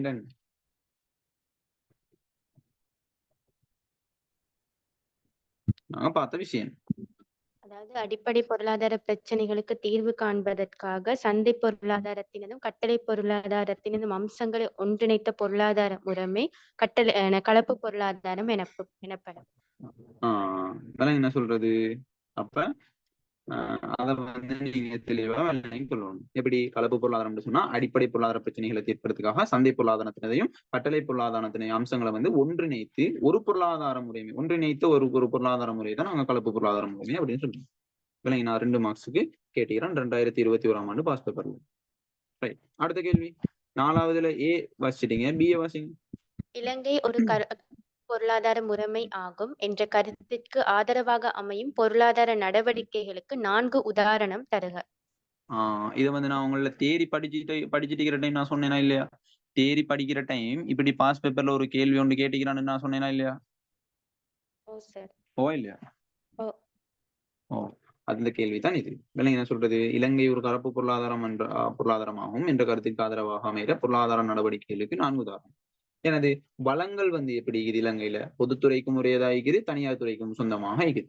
அதே மாதிரி வந்து என்ன தனியார் துறை மற்றும் அரசு துறை நிறுவனங்கள் காணப்படுதா இல்லையா, அதையும் கொடுக்கும். தனியார் துறை மற்றும் அரசு துறை நிறுவனங்கள் காணப்படுது. என்ன சொல்றது, அதே மாதிரி தனியார் சொத்துரிமை பாதுகாப்பு நிலவுறது. தனியார் சொத்துரிமையை வந்து பாதுகாக்கிறதுக்கான சட்டங்கள் சில கோட்பாடுகள் வந்து நிலவுறது. அதே மாதிரி வந்து என்னது தனியார் துணையானது அரச ஒழுங்கு விதிகளுக்கு வந்து உட்படுத்தப்பட்டிருக்கிறது. விளங்கினா இதையும் நீங்க என்ன செய்யணும்னு சொன்னா ஆன்சர்ல கொடுக்கணும். அப்ப என்னது இலங்கைன்றது ஒரு கலப்பு பொருளாதார முறை. விளங்கினா இதுக்கான ஆதரவாகிற கருத்துக்களை நாங்க கொடுத்தா சரி. ரைட், இப்ப நாங்க 2 வருஷ பாஸ் பேப்பர்ல பார்ட் 2 கேள்வி 2 வருஷம் முடிச்சிட்டோம். இன்னும் 1 வருஷம் இருக்குது. அதுக்கு முந்தி நாங்க என்ன செய்வோம்டா, நாங்க பிபிசி வலைகளை கொஞ்சம் முடிச்சிட்டு வருவோம். சரி,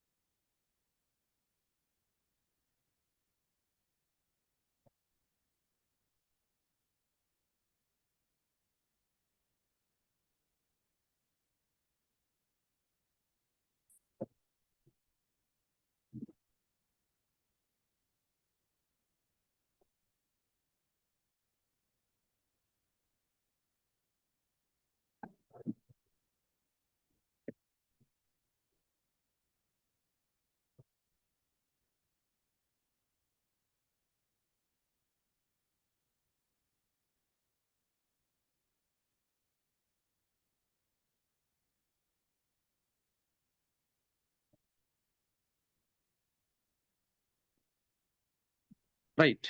உற்பத்தி இயல்தகவு எல்லை. சரி, ரைட், முதலாவது கேள்வியை வாசிங்க. உற்பத்தி இயல்தகவு எல்லை என்றால் என்ன? வரைபடம் ஒன்றை பயன்படுத்தி விளக்குக. உற்பத்தி இயல்தகவு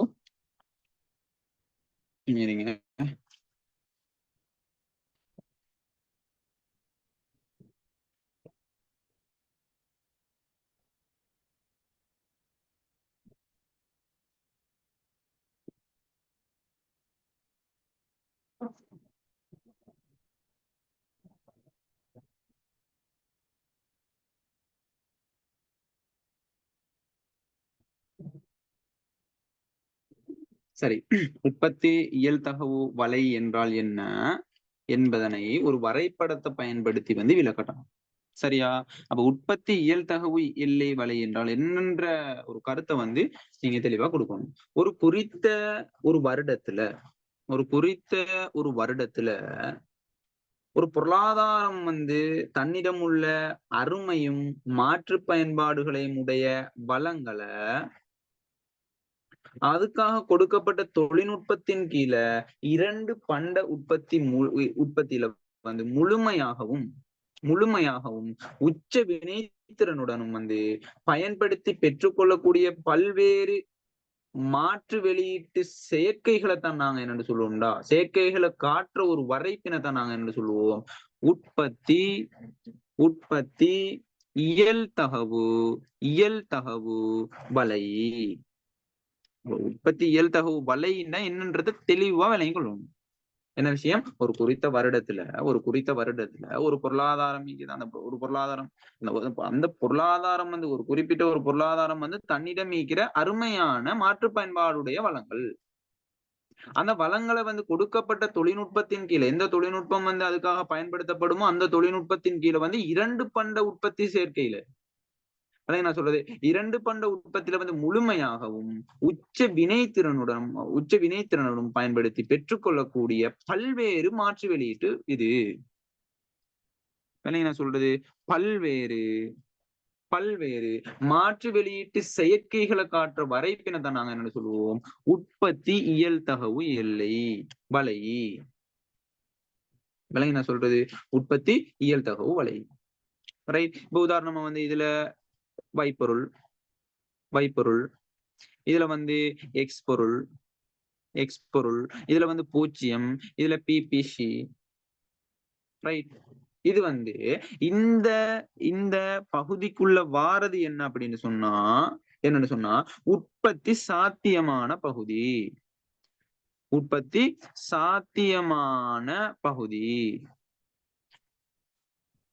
விலங்கி நான் சொல்றது சாரி உங்களுக்கு வீடியோ கிளியர் இல்லைன்னா சாரியா, அந்த பேப்பர்ல உங்கள்ட்ட ஈக்குது தானே, நான் வீடியோ ஆன் பண்ணணும்.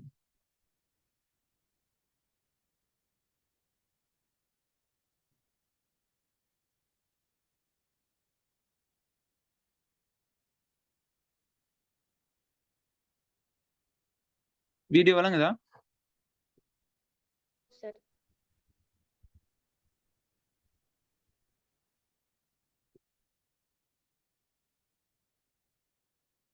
வீடியோ விளங்குதா இப்ப? Okay sir.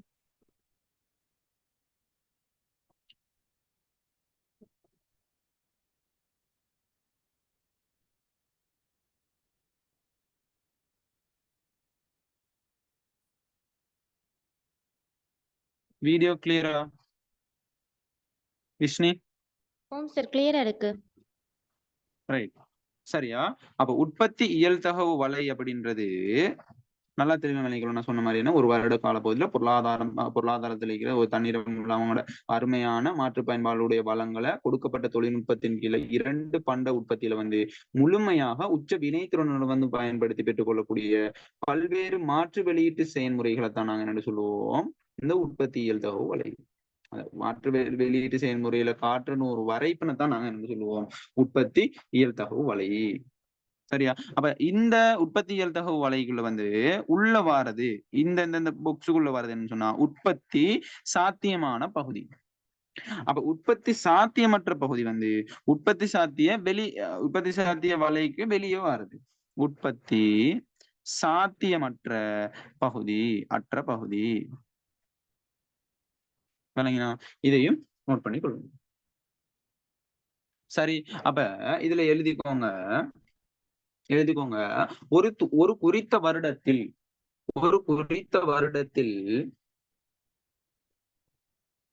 ஒரு பொருளாதாரம்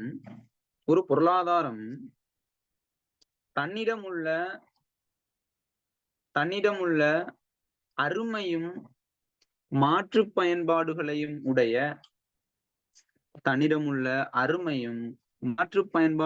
உடைய வளங்களை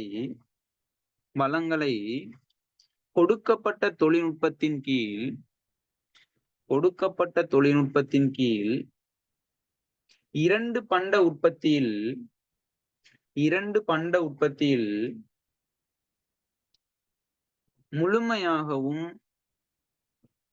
முழுமையாகவும் உச்ச வினைத்திறனுடனும் பயன்படுத்தி பெற்றுக்கொள்ளக்கூடிய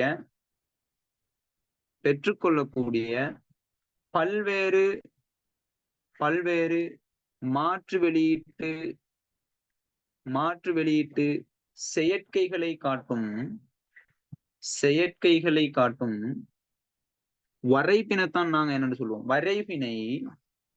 வரைபினை உற்பத்தி இயல்தகவு வலை என்பர்.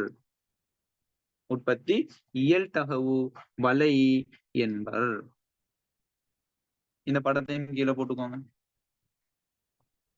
உற்பத்தி இயல்தகவு வலை என்பர். ரைட், எழுதிட்டீங்களா? சார் வாய்ஸ் கிளியர் இல்ல, எழுதிட்டீங்களா? ஓம் சார். ரைட், வரைபடமும் ஓகேயா? Okay sir. ரைட், அடுத்த கேள்வி வாசிங்க. அடுத்தது வந்து ஒரு நாட்டின் உற்பத்தி இயலளவை தீர்மானிக்கும் பிரதான காரணிகள் யாவை? சவுண்ட் இல்ல, கொஞ்சம் கிளியரா வாசிங்க. நம்ம இருக்கா? ஒரு நாட்டின் உற்பத்தி இயலளவை தீர்மானிக்கும் பிரதான காரணிகள் யாவை? நல்லா தெளிவா விளங்கிக்கொள்ளணும். ஒரு நாட்டின் உற்பத்தி இயலளவினை தீர்மானிக்கிற பிரதான காரணிகள் வந்து வளங்களின் அளவு, வளங்களோட விளைதிறன். வளங்களோட அளவும் வளங்களோட விளைதிறனும். அப்ப வளங்களோட அளவுக்குள்ள வந்து என்ன வரும்? நிலம், உழைப்பு, மூலதனம், முயற்சி, ஆண்மை. என்ன சொல்றது? இயலளவுன்னு தீர்மானிக்கிற காரணிகள் 2, பிரதான காரணிகள் 2. வளங்களோட அளவுன்னு சொன்னா என்னது? வளங்கள் என்ன வரும்? நிலம், உழைப்பு, மூலதனம், முயற்சி, ஆண்மை தானே வளங்கள். அப்ப நிலம், உழைப்பு, மூலதனம், முயற்சி, ஆண்மை வளங்களோட அளவுக்குள்ள வருது. வளங்களோட விளைதிறன் அப்படின்னா அது பயன்படுத்தப்படுகின்ற தொழில்நுட்பம், முகாமைத்துவம், மனித மூலதனம், தொழிற்பிரிப்பும் சிறப்பு தேர்ச்சியும் வளங்களோட விளைதிறனுக்குள்ள வர விஷயம். 2 விடயம். வளங்களோட அளவு, வளங்களோட விளைதிறன். வளங்களோட அளவுக்குள்ள நிலம், உழைப்பு, மூலதனம், முயற்சி. வளங்களோட விளைதிறனுக்குள்ள தொழில்நுட்பம், ஈக்கோணம், முகாமைத்துவம், மனித மூலதனம், தொழிற்பிரிப்பும் சிறப்பு தேர்ச்சியும். என்று சொன்னா வளங்களோட விளைதிறனை வந்து தீர்மானிக்கிறது தான் என்ன? அவங்க பயன்படுத்துற தொழில்நுட்பம் ஆகிக்கலாம், அவங்க எப்படியான முகாமைத்துவத்தை செய்யறாங்கன்றதைக்கலாம், அவங்க பயன்படுத்துற மனித மூலதனங்கள் ஆகிக்கலாம், அதே மாதிரி தொழிற்பிரிப்பும் சிறப்பு தேர்ச்சியும். இதன் அடிப்படையில தான் அந்த வளங்களோட விளைதிறன் வந்து தீர்மானிக்கப்படும்.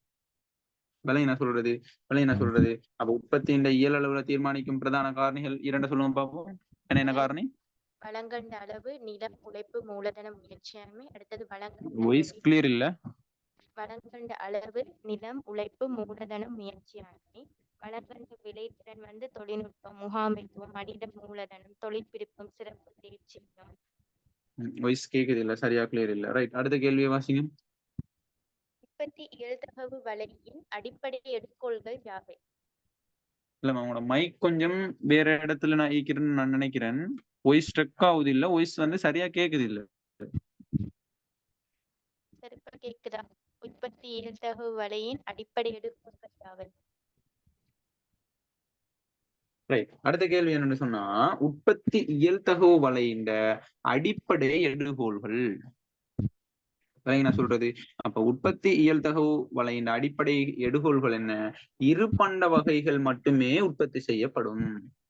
வழங்கினா இரு பண்ட வகைகள் மட்டுமே உற்பத்தி செய்யப்படும். அடுத்தது என்ன? பொருளாதாரத்தின் வளங்களோட அளவு எப்படி இருக்கும்னு சொன்னா நிலையானதா இருக்கும். வளங்களோட அளவு எப்படி இருக்கும்?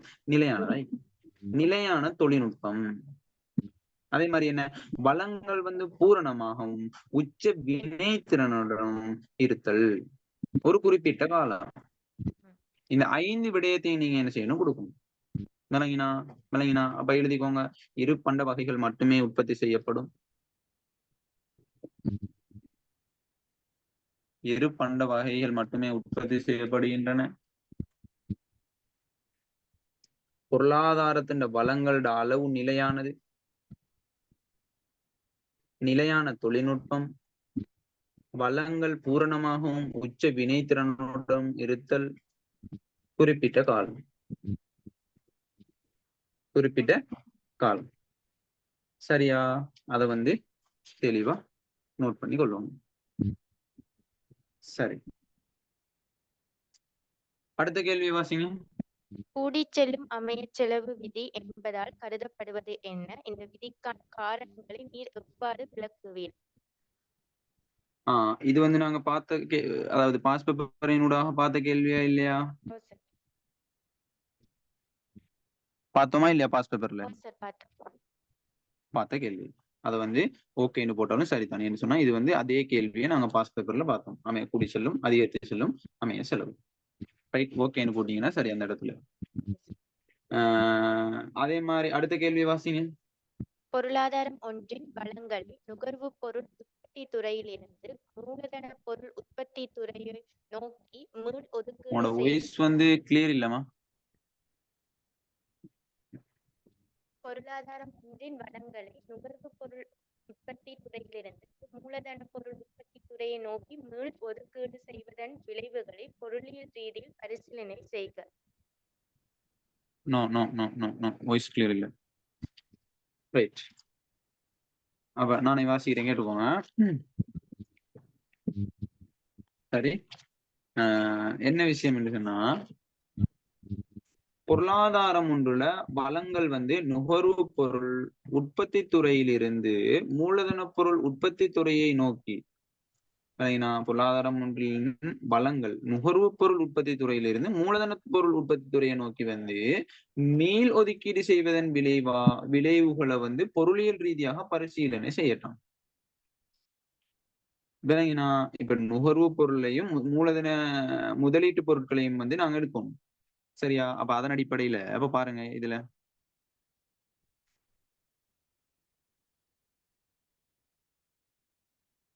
நுகர்வு, இதுல வந்து என்ன முதலீடு.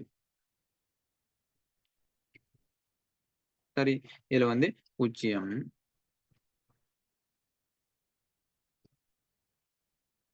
சரி, பொருளாதார வளங்கள் நுகர்வு பொருள் உற்பத்தி துறையிலிருந்து மூலதன பொருள் உற்பத்தி துறைக்கு.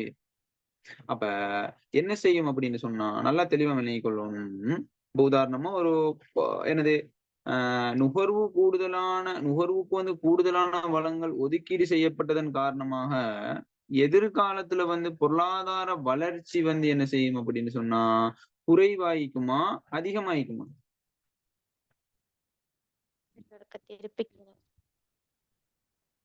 எப்படி?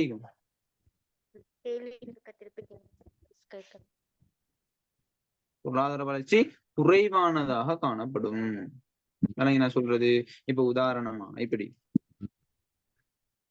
இதுல வந்து 1000 நுகர்வு பொருளுக்கும் 200, சரியா வரல, இது 200 போட்டுக்கொள்ளுங்க, 200 வர மாதிரி. சரியா? 200 வந்து முதலீட்டுக்கும் நாங்க ஒதுக்கணும் அப்படின்னு சொன்னா, சரியா, இது ஏ படம் வச்சு கொள்ளுங்க. அப்ப நுகர்வுக்கு வந்து கூடுதலான வளங்களை வந்து ஒதுக்கீடு செய்யறோம். அப்ப ஒதுக்கீடு செஞ்சோம் அப்படின்னு சொன்னா எதிர்காலத்துல பொருளாதார வளர்ச்சி என்ன செய்யும்? குறைவானதாக இருக்கும். இப்படி பொருளாதாரம் வளர்ச்சி அடையும், ஆனா குறைவானதாக இருக்கும் எதிர்காலத்துல. இது வந்து 2022 எடுத்தா இது வந்து 2032. விலங்கி நான் சொல்றது. அதே மாதிரி இப்ப இன்னொரு படத்தை எடுத்துக்கொள்வோமே, நுகர்வு, அதே மாதிரி முதலீடு பூஜ்ஜியம். இப்ப இதுல நாங்க என்ன செய்ய போறோம்னு சொன்னா முதலீட்டுக்கு வந்து கூடுதலான பொருளை வந்து எடுக்க போறோம், நுகர்வுக்கு வந்து குறைக்க போறோம். உதாரணமா வந்து இதுல வந்து 500, இதுல ஒரு 200. அப்ப முதலீட்டுக்கு என்ன கூடுதலான வளங்களை வந்து ஒதுக்கீடு செய்ய போறோம். அப்படி ஒதுக்கீடு செஞ்சோம் அப்படின்னு சொன்னா எதிர்காலத்துல வந்து பொருளாதார வளர்ச்சி வந்து அதிகமாயிக்கும்.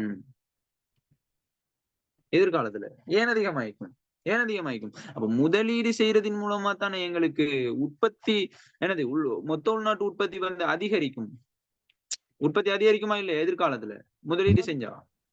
அப்ப அப்ப இது வந்து 2022 வச்சுக்கொண்டா, இது வந்து 2032 வச்சுக்கொண்டா, அப்ப 32ல முதலீட்டுக்காக நாங்க அதிகமாக நாங்க இட்டோம் அப்படின்னு சொன்னா எதிர்காலத்துல உற்பத்தி அதிகரிச்சு எங்களுக்கு வந்து என்ன செய்யும்? பொருளாதாரம் மிக வேகமாக வளர்ச்சி அடையும்.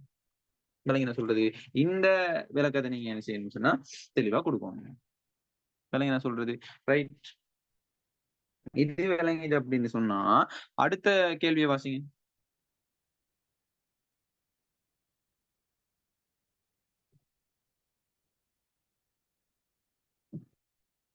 அடுத்த கேள்வி.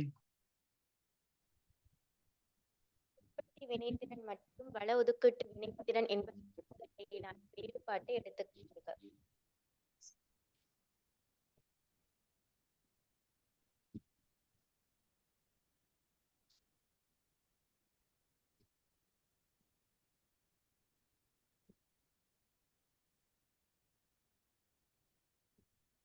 உங்களோட வாய்ஸ் கிளியர் இல்ல.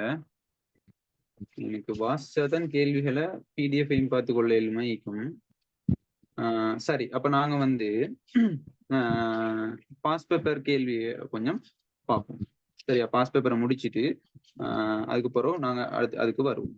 சரி, ரைட். இப்ப வந்து 2020ஆம் ஆண்டு 2020 பாஸ் பேப்பர் 2023 பாஸ் பேப்பர்ல வந்து கேட்கப்பட்ட கேள்வி வந்து என்னண்டா, நான் கொஞ்சம் நீங்க ஸ்கிரீன் ஷேர் பண்றேன்.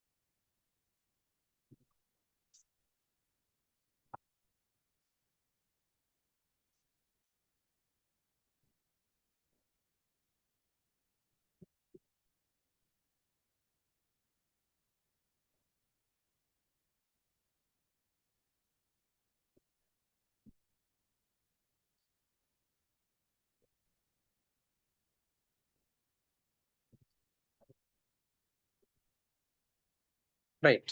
சரியா? அப்ப 2023ஆம் ஆண்டுல முதலாவது கேள்வியா கேட்கப்பட்டது பார்ட் 2ல ஒரு பொருளாதாரத்தின் வாய்ஸ் கிளியரா விஷ்ணு? வாய்ஸ் கிளியரா? ஓ சார், கிளியரா இருக்கு. ரைட். சரியா? அப்ப ஒரு பொருளாதாரத்தின் வள ஒதுக்கீடு தொடர்பான பிரச்சனைகள் எழுவது ஏன்? விளங்கி நான் சொல்றது? அப்ப நல்லா தெளிவா விளங்கி கொள்ளணும். வள ஒதுக்கீட்டு பிரச்சனை எழுவது ஏன்ற கேள்வி கேட்டுகிறான். 3 மார்க்ஸுக்கு கேட்டுகிறான். 3 மார்க்ஸுக்கு கேட்டுகிறான் கேள்வி. சரியா? அப்ப நாங்க 3 விடயங்களின் ஊடாக நாங்க என்ன செய்யணும்? இதை வந்து விளக்கணும். ஒரு பொருளாதாரத்தின வள ஒதுக்கீட்டு பிரச்சனை வந்து வள ஒதுக்கீடு தொடர்பான பிரச்சனை ஏன் எழுதுது அப்படின்ற ஒரு கேள்வியை கேட்டுகிறான். ரீசெண்டா லாஸ்டா வந்து பாஸ் பேப்பர். அப்ப நாங்க ஒரு பொருளாதாரத்தின வந்து வள ஒதுக்கீட்டுடன் தொடர்புடைய பிரச்சனைகள் உச்ச எண்ணிக்கையின வந்து விருப்பங்களை பூர்த்தி செய்ய அருமையான வளங்களினதும் முழுமையான வினைத்திறனுமானது பயன்பாடு பற்றிய பிரச்சனைகள் அல்லது என்ன தெரிவு பற்றிய பிரச்சனைகள் ஆகும். என்ன சொல்றது, அது எப்படி பயன்படுத்துறோம், அது தெரிவு எப்படி இருக்கிறதுன்றதை வச்சுதான் என்ன செய்யுது அப்படின்னு சொன்னா இப்படியான அனைத்து பிரச்சனையும் ஏற்படுது.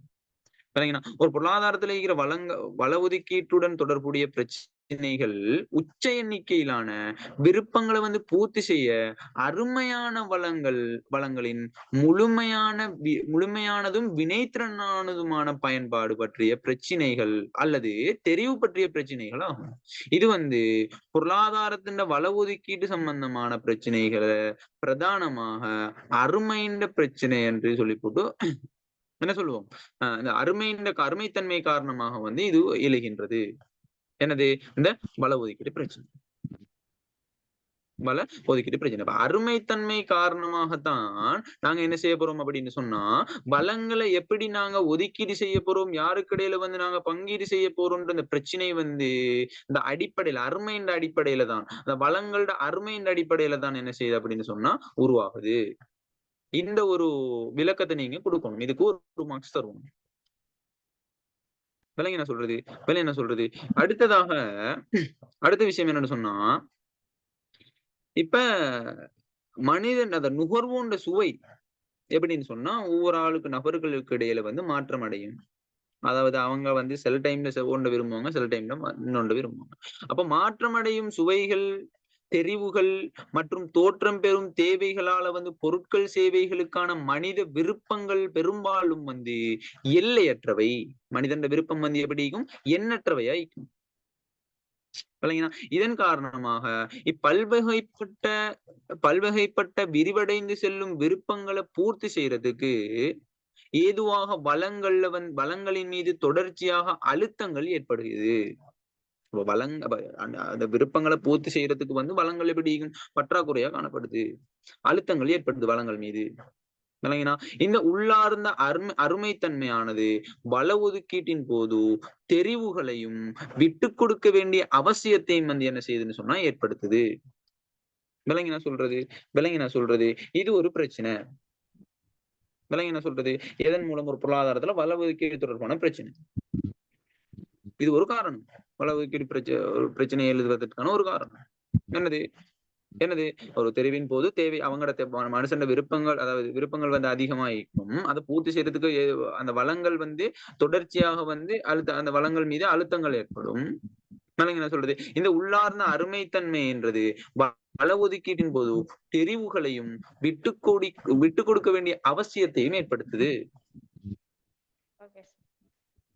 இந்த முதலாவது சொன்ன கருத்தையும் ரெண்டாவது சொன்ன கருத்தையும் கட்டாயம் கொடுத்தே ஆகும். இதுதானே மெயினான விஷயம். இதன் மூலம் என்ன செய்யுது அப்படின்னு சொன்னா அந்த வள ஒதுக்கீட்டு தொடர்பான பிரச்சனை எழுது. மூன்றாவது என்ன விஷயம் என்று சொன்னா, வளங்கள் மாற்று பயன்பாடுடையது. வளங்கள் அருமையானவை மாத்திரமன்றி மாற்று பயன்பாடுடையவை ஆகும். ஓவா இல்லையா? வளங்களை நாங்க என்ன செய்யணும், ஒரே தேவைக்கு மட்டுமா பயன்படுத்துவோம், இன்னும் பல தேவைகளுக்காக நாங்க பயன்படுத்த. அப்படி மாற்று பயன்பாடுடைய அந்த வளங்களை சொல்றது ஒரு தெரிவினை மேற்கொள்ள வேண்டி. இப்ப இந்த தெரிவு பிரச்சனை பொருளாதார பிரச்சனைகளுக்கு இட்டு செல்லும். சொல்றது இது ஒரு காரணம். என்னதுக்கு இந்த வள ஒதுக்கீட்டு தொடர்பான பிரச்சனைகள் எழுதுறதுக்கான ஒரு காரணம். சரியா? இப்படி நீங்க என்ன செய்யணும், இந்த 3 காரணங்களை கொடுத்தாலே உங்களுக்கு முழுமையான மார்க்ஸ் கிடைக்கப்படும். அதே மாதிரி இன்னொரு பிரச்சனை என்ன, வளங்கள்ல பல்வகைத்தன்மை. அதே மாதிரி தகவல்கள்ல சமச்சீரின்மை. தகவல்கள் எப்படி பல சந்தர்ப்பங்கள்ல தனிப்பட்டவர்களும் நிறுவனங்களும் வளங்களோட கிடைப்பனவு மற்றும் பொருத்தமான தன்மை பற்றிய தகவல்களை கொண்டிருக்கிறது இல்ல. இப்படியான காரணங்களால இந்த பிரச்சனை எழுது. அதே மாதிரி சந்தை நிறைவில் தன்மைகிறது. பங்கீடு பற்றிய கரிசனைகள் இல்லாமைகிறது. கலாசாரம் மற்றும் தாபன ரீதியிலான காரணிகள், அரசியல் மற்றும் சிறப்பு கரிசனைகள். இதெல்லாம் இதுல ஒரு 3 காரணங்களை நீங்க சொல்லி விளக்குனீங்க அப்படின்னு சொன்னா உங்களுக்கான முழுமையான மார்க்ஸ் கிடைக்கப்பெறும். சரியா பிள்ளைகள்? ரைட். அடுத்த கேள்வி என்னன்னு சொன்னா, மீள் புதுப்பிக்கத்தக்க வளங்கள் என்பதனால் கருதப்படுவது என்ன? இவ்வாறான வளங்களுக்கு ஒரு உதாரணம் தரட்டும். மீள் புதுப்பிக்கத்தக்க வளங்கள்னா என்னன்னு கேக்குறான். விளங்கி நான் சொல்றது. அப்ப புதுப்பிக்கத்தக்க வளங்கள் வந்து காலப்போக்கில வந்து இயற்கை செயன்முறை அல்லது மனித தலையீட்டின் மூலம் வந்து புதுப்பிக்கத்தக்க அல்லது மீளமைக்கத்தக்க இயற்கை வளங்கள். விளங்கி நான் சொல்றது. அப்ப நல்லா தெளிவா விளங்கிக் கொள்ளணும்.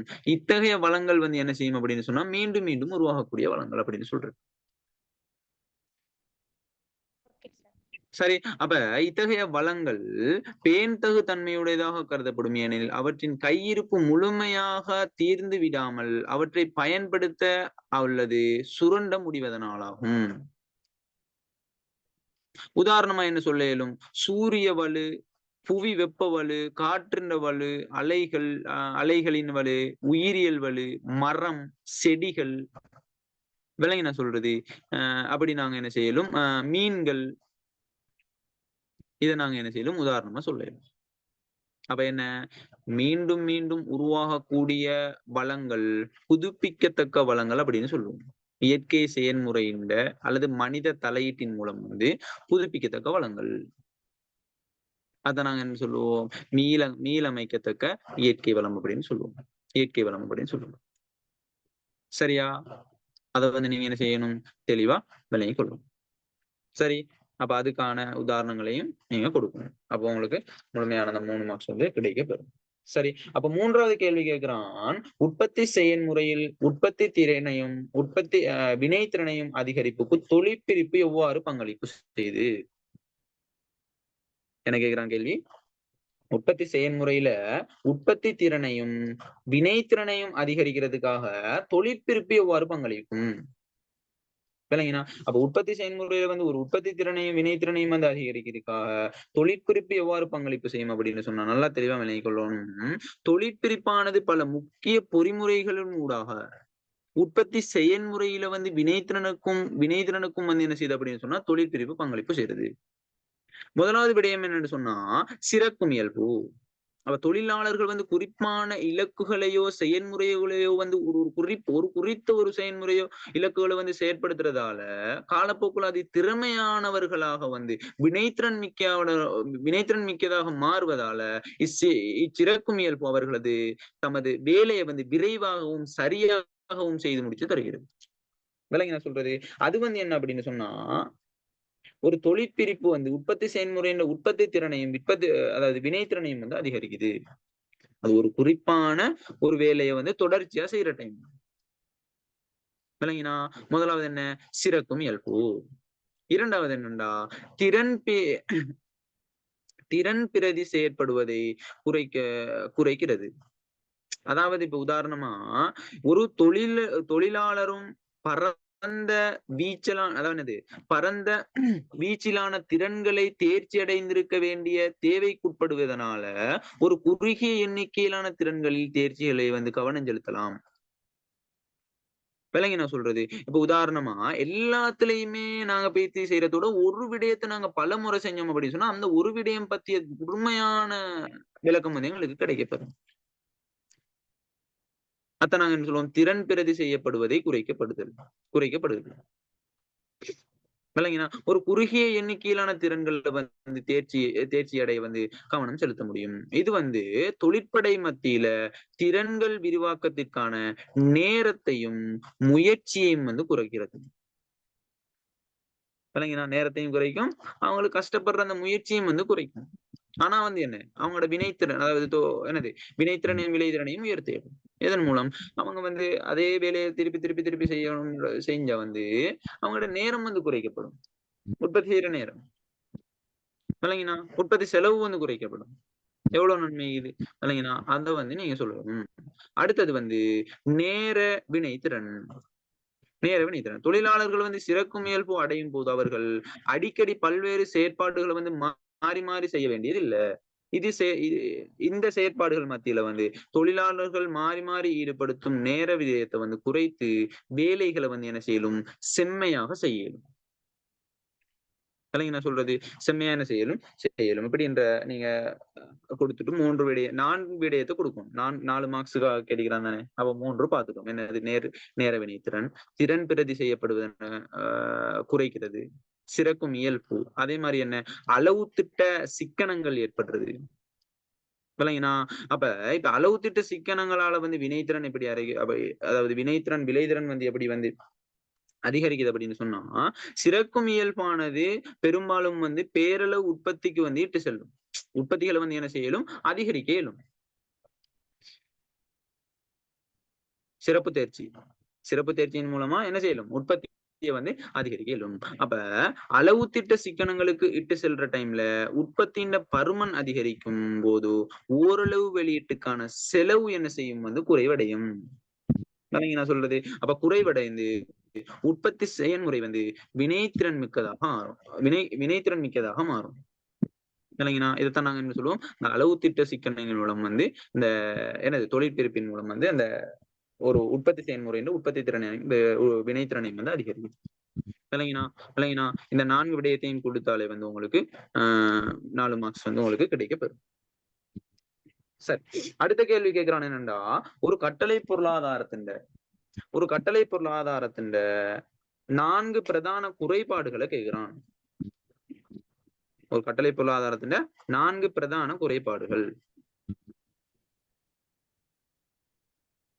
என்ன சொல்றது அப்ப ஒரு கட்டளை பொருளாதாரத்துல இருக்கிற 4 பிரதான குறைபாடுகளை நாங்க வந்து குறிப்பிடணும் விளக்கமா. முதலாவது என்ன, ஊக்குவிப்பு இல்லாம இருக்கிறது, தவறான வள ஒதுக்கீடு வந்து செய்யறது, அதிகாரத்துவ வினைத்திறனின்மை ஒன்று ஏற்படுறது என்னது கட்டளை பொருளாதாரத்துல. அதே மாதிரி வந்து அந்த மத்திய திட்டமிடல் குழுவால எடுக்கப்படுற அந்த தீர்மானங்கள் பிழையாக அமைகிறது, பிழையான தீர்மானங்கள், பிழையான முகாமைத்துவம், நுகர்வோர் தெரிவுகள் குறைவாக இருக்கிறது, நுகர்வோண்ட தெரிவுகள் வந்து நுகர்வோண்ட இறைமை வந்து காணப்படாமை. பார்த்தோமா இல்லையா, அதானே நுகர்வோண்ட தெரிவு அப்படின்னு பார்ப்போம். ஒழுங்கமைப்பும் தொடர்பான பிரச்சனைகள் எழுதல். ஒழுங்கமைப்பும் தொடர்பான பிரச்சனைகள் எழுதல். அதே மாதிரி வந்து என்னது விலை கட்டுப்பாடுகள் காரணமாக வந்து கருப்பு சந்தைகள் உருவாக இயலும். ஓவா இல்லையா, சூழல் அழிவடைகிறது, மந்த கதியிலான பொருளாதார வளர்ச்சி ஏற்படுறது, அரசாங்க தனி உரிமைகள், போட்டி இல்லாத நிலைமையானது வள ஒதுக்கீட்டுல வந்து வினைத்திறனற்ற நிலையை வந்து ஏற்படுத்துறது. இதெல்லாம் வந்து என்ன ஒரு கட்டளை பொருளாதாரத்தின் குறைபாடுகள். விலை என்ன சொல்றது அதை வந்து நீங்க என்ன செய்யணும், தெளிவா விளங்கி கொள்ளணும். ரைட், அடுத்ததாக அடுத்த கேள்வியை வாசிங்க. ஒரு பொருளாதாரமானது உற்பத்தி இயல்தகு வலையின் மீது தான் இருக்கும் இடம் குறித்து நிகழ்காலத்தில் மேற்கொள்ளும் தெரிவானது பொருளாதார வளர்ச்சியை தீர்மானிக்கும் ஒரு பிரதான காரணியாகும். வரைபடங்களை பயன்படுத்தி உமது விடையை விளக்குகிறோம். ரைட், என்ன கேட்கிறான்னு சொன்னா, ஒரு பொருளாதாரம் என்று சொல்றது உற்பத்தி இயல்தகவு வலையின் மீது தான் இருக்கும் இடம் குறித்து நிகழ்காலத்துல மேற்கொள்ளும் தெரிவானது பொருளாதார வளர்ச்சியை தீர்மானிக்கும் ஒரு பிரதான காரணி அப்படின்னு சொல்றாங்க. அப்ப உற்பத்தி இயல்தகவு மீது வந்து நிகழ்காலத்துல ஒரு பொருளாதாரத்து இருப்பிடங்கள் பற்றிய தெரிவானது எதிர்காலத்துல அவ்வலையின் இட அமை வந்து தீர்மானிக்க உதவும். விளங்கினா, இப்ப மூலதன பொருட்கள், நுகர்வு பொருட்கள் ஆகிய இரு பண்டங்களை வந்து உற்பத்தி செய்யக்கூடிய ஒரு பொருளாதாரத்தை கருதுறோம். உதாரணமா எக்ஸாம்பிளுக்கு அப்ப இப்ப மூலதன பொருட்களையும் நுகர்வு பொருட்களையும், அப்ப நுகர்வு பொருட்களையும் உற்பத்தி செய்யக்கூடிய ஒரு பொருளாதாரத்தை கருதி நம்ம என்ன செய்யறோம், உற்பத்தி இயல்தகவு வலை மீதுள்ள அந்த நுகர்வு பொருள், விளங்கினா அந்த நுகர்வு பொருள் மீது குறைந்தளவு மூலதன பொருட்கள் மீது கவனம் செலுத்துமாயின் பொருளாதாரத்தின மக்கள் நிகழ்காலத்துல உயர்ந்த வாழ்க்கை தரத்தை நாங்க என்ன செய்யணும்னு சொன்னா அனுபவிக்க முடியும். நாங்க வந்து இது வந்து இப்ப நாங்க ஒரு கேள்வி ஒன்றுல பார்த்தோமா இல்லையா, இந்த விடயத்தை நாங்க பார்த்தோமா இல்லையா, அதைத்தான் என்ன செய்யணும், நாங்க தெளிவா விளக்கமா கொடுப்போம். விளங்கி நான் சொல்றது, அந்த கேள்வியை நாங்க என்ன செஞ்சோம்னு சொன்னா ஒரு முதல் பேப்பர் கேள்வியில இருந்து எடுத்தோம். அதைத்தான் இந்த 2023ஆம் ஆண்டு பாஸ் பேப்பர்லயும் கேட்டீங்க. விளங்கி நான் சொல்றது. அப்ப எந்த புள்ளியும் வந்து தெரியும். நிகழ்காலத்துல வந்து உற்பத்திக்காக அதிக அளவு நுகர்வுப் பொருட்கள் மீது குறைந்த அளவு மூலதன பொருட்கள் மீதும் கவனம் செலுத்துமாயின் பொருளாதாரத்தில் உள்ள மக்கள் வந்து நிகழ்காலத்துல உயர்ந்த வாழ்க்கை தரத்தை வந்து அனுபவிக்கணும். என்ன சொன்னா நுகர்வுப் பொருட்களை வந்து அதிகமா பயன்படுத்த அவங்க வந்து சிறப்பை வந்து அவங்களோட வாழ்க்கையை அனுபவிக்கணும். ஆனால் எதிர்காலத்துல பொருட்கள் சேவைகளோட உற்பத்தியை மேம்படுத்தக்கூடிய இயலுமை வந்து மிகவும் பலவீனமாக இருக்கும். என்ன சொன்னா நிகழ்காலத்துலதான் இந்த மூலதன பொருட்கள் இல்லாம நிகழ்காலத்துலதான் நுகர்வுப் பொருட்களுக்கு அதிகமா வந்து வளங்களை ஈடுபடுத்திட்டாங்க. வளங்களை ஈடுபடுத்தினான் அப்படின்னு சொன்னா வந்து இந்த மூலதன பொருட்கள் வந்து இல்லாத டைம்ல வந்து என்ன செய்யும் அப்படின்னு சொன்னா எதிர்காலத்துல எங்களுக்கு ஒண்ணுமே செய்யல. அதாவது கடினம் பலவீனமாக செல்றதை தெளிவா நினைக்கணும். அப்ப மூலதன பொருட்கள் வந்து பொருளாதார வளர்ச்சிக்கான சேர்மானங்கள் ஆகும். மூலதன பொருட்கள் அப்படின்னு சொல்றது பொருளாதார ஏன்னு சொன்னா மூலதன பொருட்களை வச்சு நல்லா தெளிவா கிளியரா விளங்கிக்கொள்ளணும் அந்த விஷயத்தை. என்ன சொன்னா பாஸ் பேப்பர்லயும் கேட்கப்பட்டிருக்குது, மாடல் பேப்பர்லயும் கேட்கப்பட்டிருக்குது. விளங்கி என்ன சொல்றது அப்ப நல்லா தெளிவா விளங்கிக்கணும். பொருளாதார வளர்ச்சிக்கான சேர்மானங்கள் வந்து எப்படின்னு சொன்னா இப்ப மூலப்பொருட்களை வச்சு நாங்க உற்பத்திகளை நாங்க என்ன செய்ய போறோம். அப்ப உற்பத்திகளை நாங்க செய்யணும் அப்படின்னு சொன்னா எங்களுக்கு மூலப்பொருட்கள் தேவைதானே. இப்ப மூலப்பொருட்களை வச்சு நாங்க உற்பத்திகளை செஞ்சோம் அப்படின்னு சொன்னா எங்களோட உற்பத்தி அதிகமான மூலப்பொருட்கள் இருந்துச்சுன்னா அதிகமான உற்பத்தி செய்யலாம். அப்போ அதிகமான உற்பத்தி செய்யணும், மொத்த உள்நாட்டு உற்பத்தி அதிகரிக்கும். அப்ப மொத்த உள்நாட்டு உற்பத்தி அதிகரிக்க நடக்கும். பொருளாதாரம் வளர்ச்சி அடையுமா வீழ்ச்சி அடையுமா?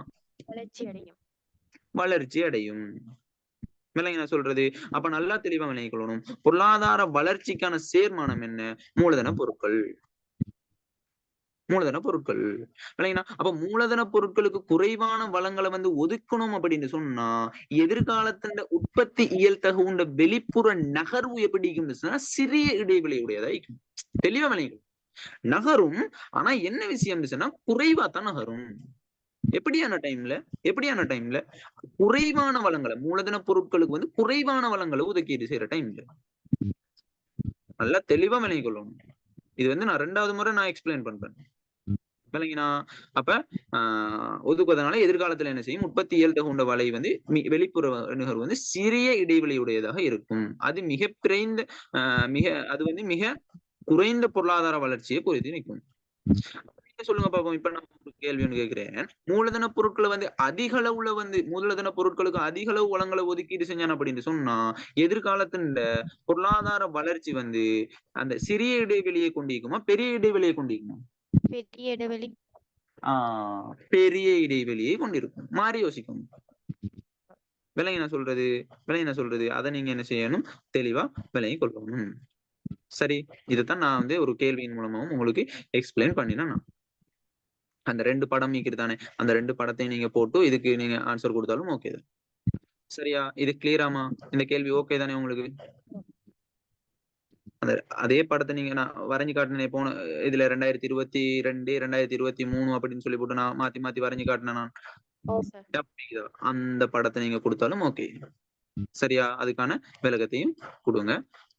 ஆன்சரை நான் உங்களுக்கு போட்டு விடுறேன். சரி, ரைட். எங்களுக்கு விஷயம்தான் முக்கியம். நல்லா தெளிவா வந்து நோட் பண்ணி கொள்ளணும். சரி, அப்ப அடுத்த விடயம் என்னன்னு சொன்னா இதுல இருக்கிற எல்லா கேள்வியும் வந்து அந்த பாஸ் பேப்பர்ல வந்து பார்க்கப்பட்டதுதான். சரியா? இதுல கொஞ்சம் கேள்வியை வந்து நாங்க என்ன செய்வோம் அப்படின்னு சொன்னா கொஞ்சம் அரைவாசியை பார்த்துட்டு மிச்சதெல்லாம் பார்த்த விடயங்கள் தான் நோட் பண்ணி கொள்ளணும். சரியா? இதுக்கான ஆன்சரையும் வந்து நான் ஃபுல்லா போட்டு விடுவேன். டைமும் எங்களுக்கு சரி 5 hour கிட்ட நாங்க எடுத்துட்டு இருக்கிறோம். 2 எத்தனைக்கு ஸ்டார்ட் பண்ணினோம்? 2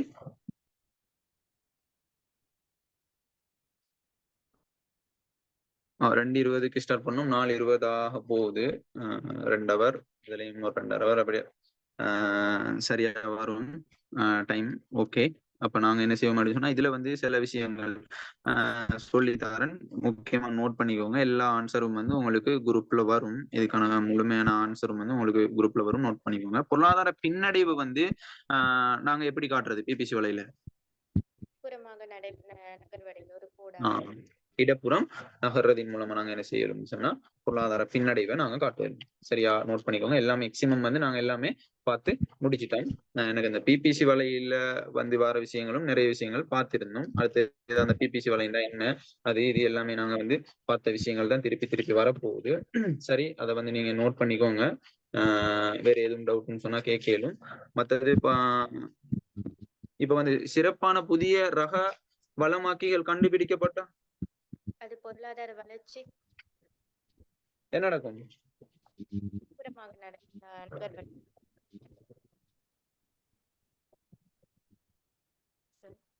அதாவது ஒரு உற்பத்தியில மட்டும் கைத்தொழில் விவசாயம் அப்படின்னு சொன்னா விவசாயத்துக்கான அந்த சிறப்பான புதிய ரக வளமாக்கியல் கண்டுபிடிச்சு அப்படின்னு சொன்னா என்ன நடக்கும்? விவசாயத்தின் பகுதி மட்டும்தான் என்ன நடக்கும்னு சொன்னா வை உற்பத்தியின் இயலளவு வந்து அதிகரிக்க வை உற்பத்தியின் அதாவது என்னது விவசாயத்தின் உற்பத்தியிட மாத்திரம் வந்து வலப்புறமான ஆர்வம். இல்லைங்க நான் சொல்றது அதை வந்து தெளிவா விளங்கிக் கொள்ளணும். அந்த கைத்தொழில்ன்ற உற்பத்தி வந்து நகர்வடையாது. அதாவது என்னது ஒரு விவசாயத்துக்கான புதிய ரக வளமாக்கியல் கண்டுபிடிக்கப்பட்டது அப்படின்னு சொன்னா விவசாயத்துக்கான உற்பத்தி அளவு மட்டும்தான் அதிகரிக்குமே தவிர கைத்தொழிலுக்கானது அதிகரிக்காது. அதை நீங்க தெளிவா விளங்கிக்கலாம். அப்படி அந்த ஒரு பக்கம் அதே மாதிரி இருக்கும், அடுத்த பக்கம் வந்து அதிகரிக்கும். எக்ஸ்பொருள் வந்து அப்படி பைப்பொருள் வந்து அதிகரிக்கிற மாதிரி உங்களுக்கு சிம்பிளா சொல்ல போங்க. சரியா? அது மாதிரி வந்து அமைய செலவு வந்து காட்ட தெரிஞ்சுக்கணும். எப்படி வந்து காட்டுறது, அதாவது என்னது ஒரு பிபிசி வலையில எப்படி அமைய செலவு காட்டுறது அப்படின்னு சொல்லி போட்டு, அதே மாதிரி பொருளாதார பின்னடைவு எப்படி காட்டப்பட்டது? ஒரு கோடு வந்து எப்படி பொருளாதார பின்னடைவு என்பது 3 மாதம் அல்லது 6 மாத கால பகுதியில மெய்தேசிய உற்பத்தி அல்லது வெளியீடு வந்து குறைவடைவதனை வந்து குறிக்கும். இதனால் மொத்த கேள்வி நிரம்பல் என்பவற்றுடன் வேலையின்மையும் ஏற்படுகின்றது. இதனை பின்வருமாறு பிபிசியில வந்து பொருளாதார பின்னடைவு ஏற்பட்டுச்சு அப்படின்னு சொன்னா எப்படி காட்டுவோம் நாங்க? பிபிசியில என்ன தாக்கம்? உற்பத்தி சாத்திய வலைக்குள்ள வந்து ஒரு புள்ளி வந்து நகர்வடையும். அதே மாதிரி பொருளாதார வளர்ச்சி அப்படின்றது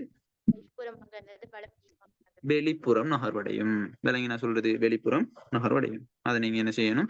தெளிவா விளங்கி கொள்ளணும். இதெல்லாம் மேக்சிமம் வந்து சொல்லப்பட்ட விடயங்கள் தான். தேரில ஈக்கிற விஷயம் தான் வந்து மற்றதெல்லாம் அந்த பாஸ் பேப்பர் கேள்வியின் ஊடாக பார்க்கப்பட்ட விஷயங்கள் தான். சரியா? உற்பத்தியில் கொண்ட அடிப்படை எடுகோல் அது இதெல்லாம் சரி. மற்றது இதுக்கான படங்கள் எல்லாம் வந்து நான் உங்களுக்கு குரூப்ல எல்லாம் போட்டுடுவேன். நோட் பண்ணி அதுக்கு கீழே வர விடயங்கள் எல்லாத்தையும் எழுதி வச்சுக்கோங்க. சரியா? அப்ப நாங்க என்ன செய்வோம்னு சொன்னா இதோட இந்த செமினாரை வந்து முடிச்சு கொள்வோம். வேற எதுவும் டவுட்கள் யூனிட் 1 சம்பந்தமான வேற எதுவும் வந்து இருந்துச்சு அப்படின்னு சொன்னா என்கிட்ட கேட்கலாம். மேக்சிமம் வந்து எல்லா விஷயமும் நான் உங்களுக்கு முடிச்சிருக்கிறேன். தியரி ரீதியாகவும் ரிவிஷன் ரீதியாகவும் கேள்வி ரீதியாகவும் 3 வருஷத்துல பாஸ் பேப்பரையும் செஞ்சு முடிச்சிருக்கிறேன். வேற ஏதாச்சும் டவுட் அப்படின்னு சொன்னா என்கிட்ட கேட்கலாம். அப்ப நாங்க வந்து இதோட செமினாரை முடிச்சு கொள்வோம். அஸ்ஸலாமு அலைக்கும், வணக்கம், குட் ஈவினிங்.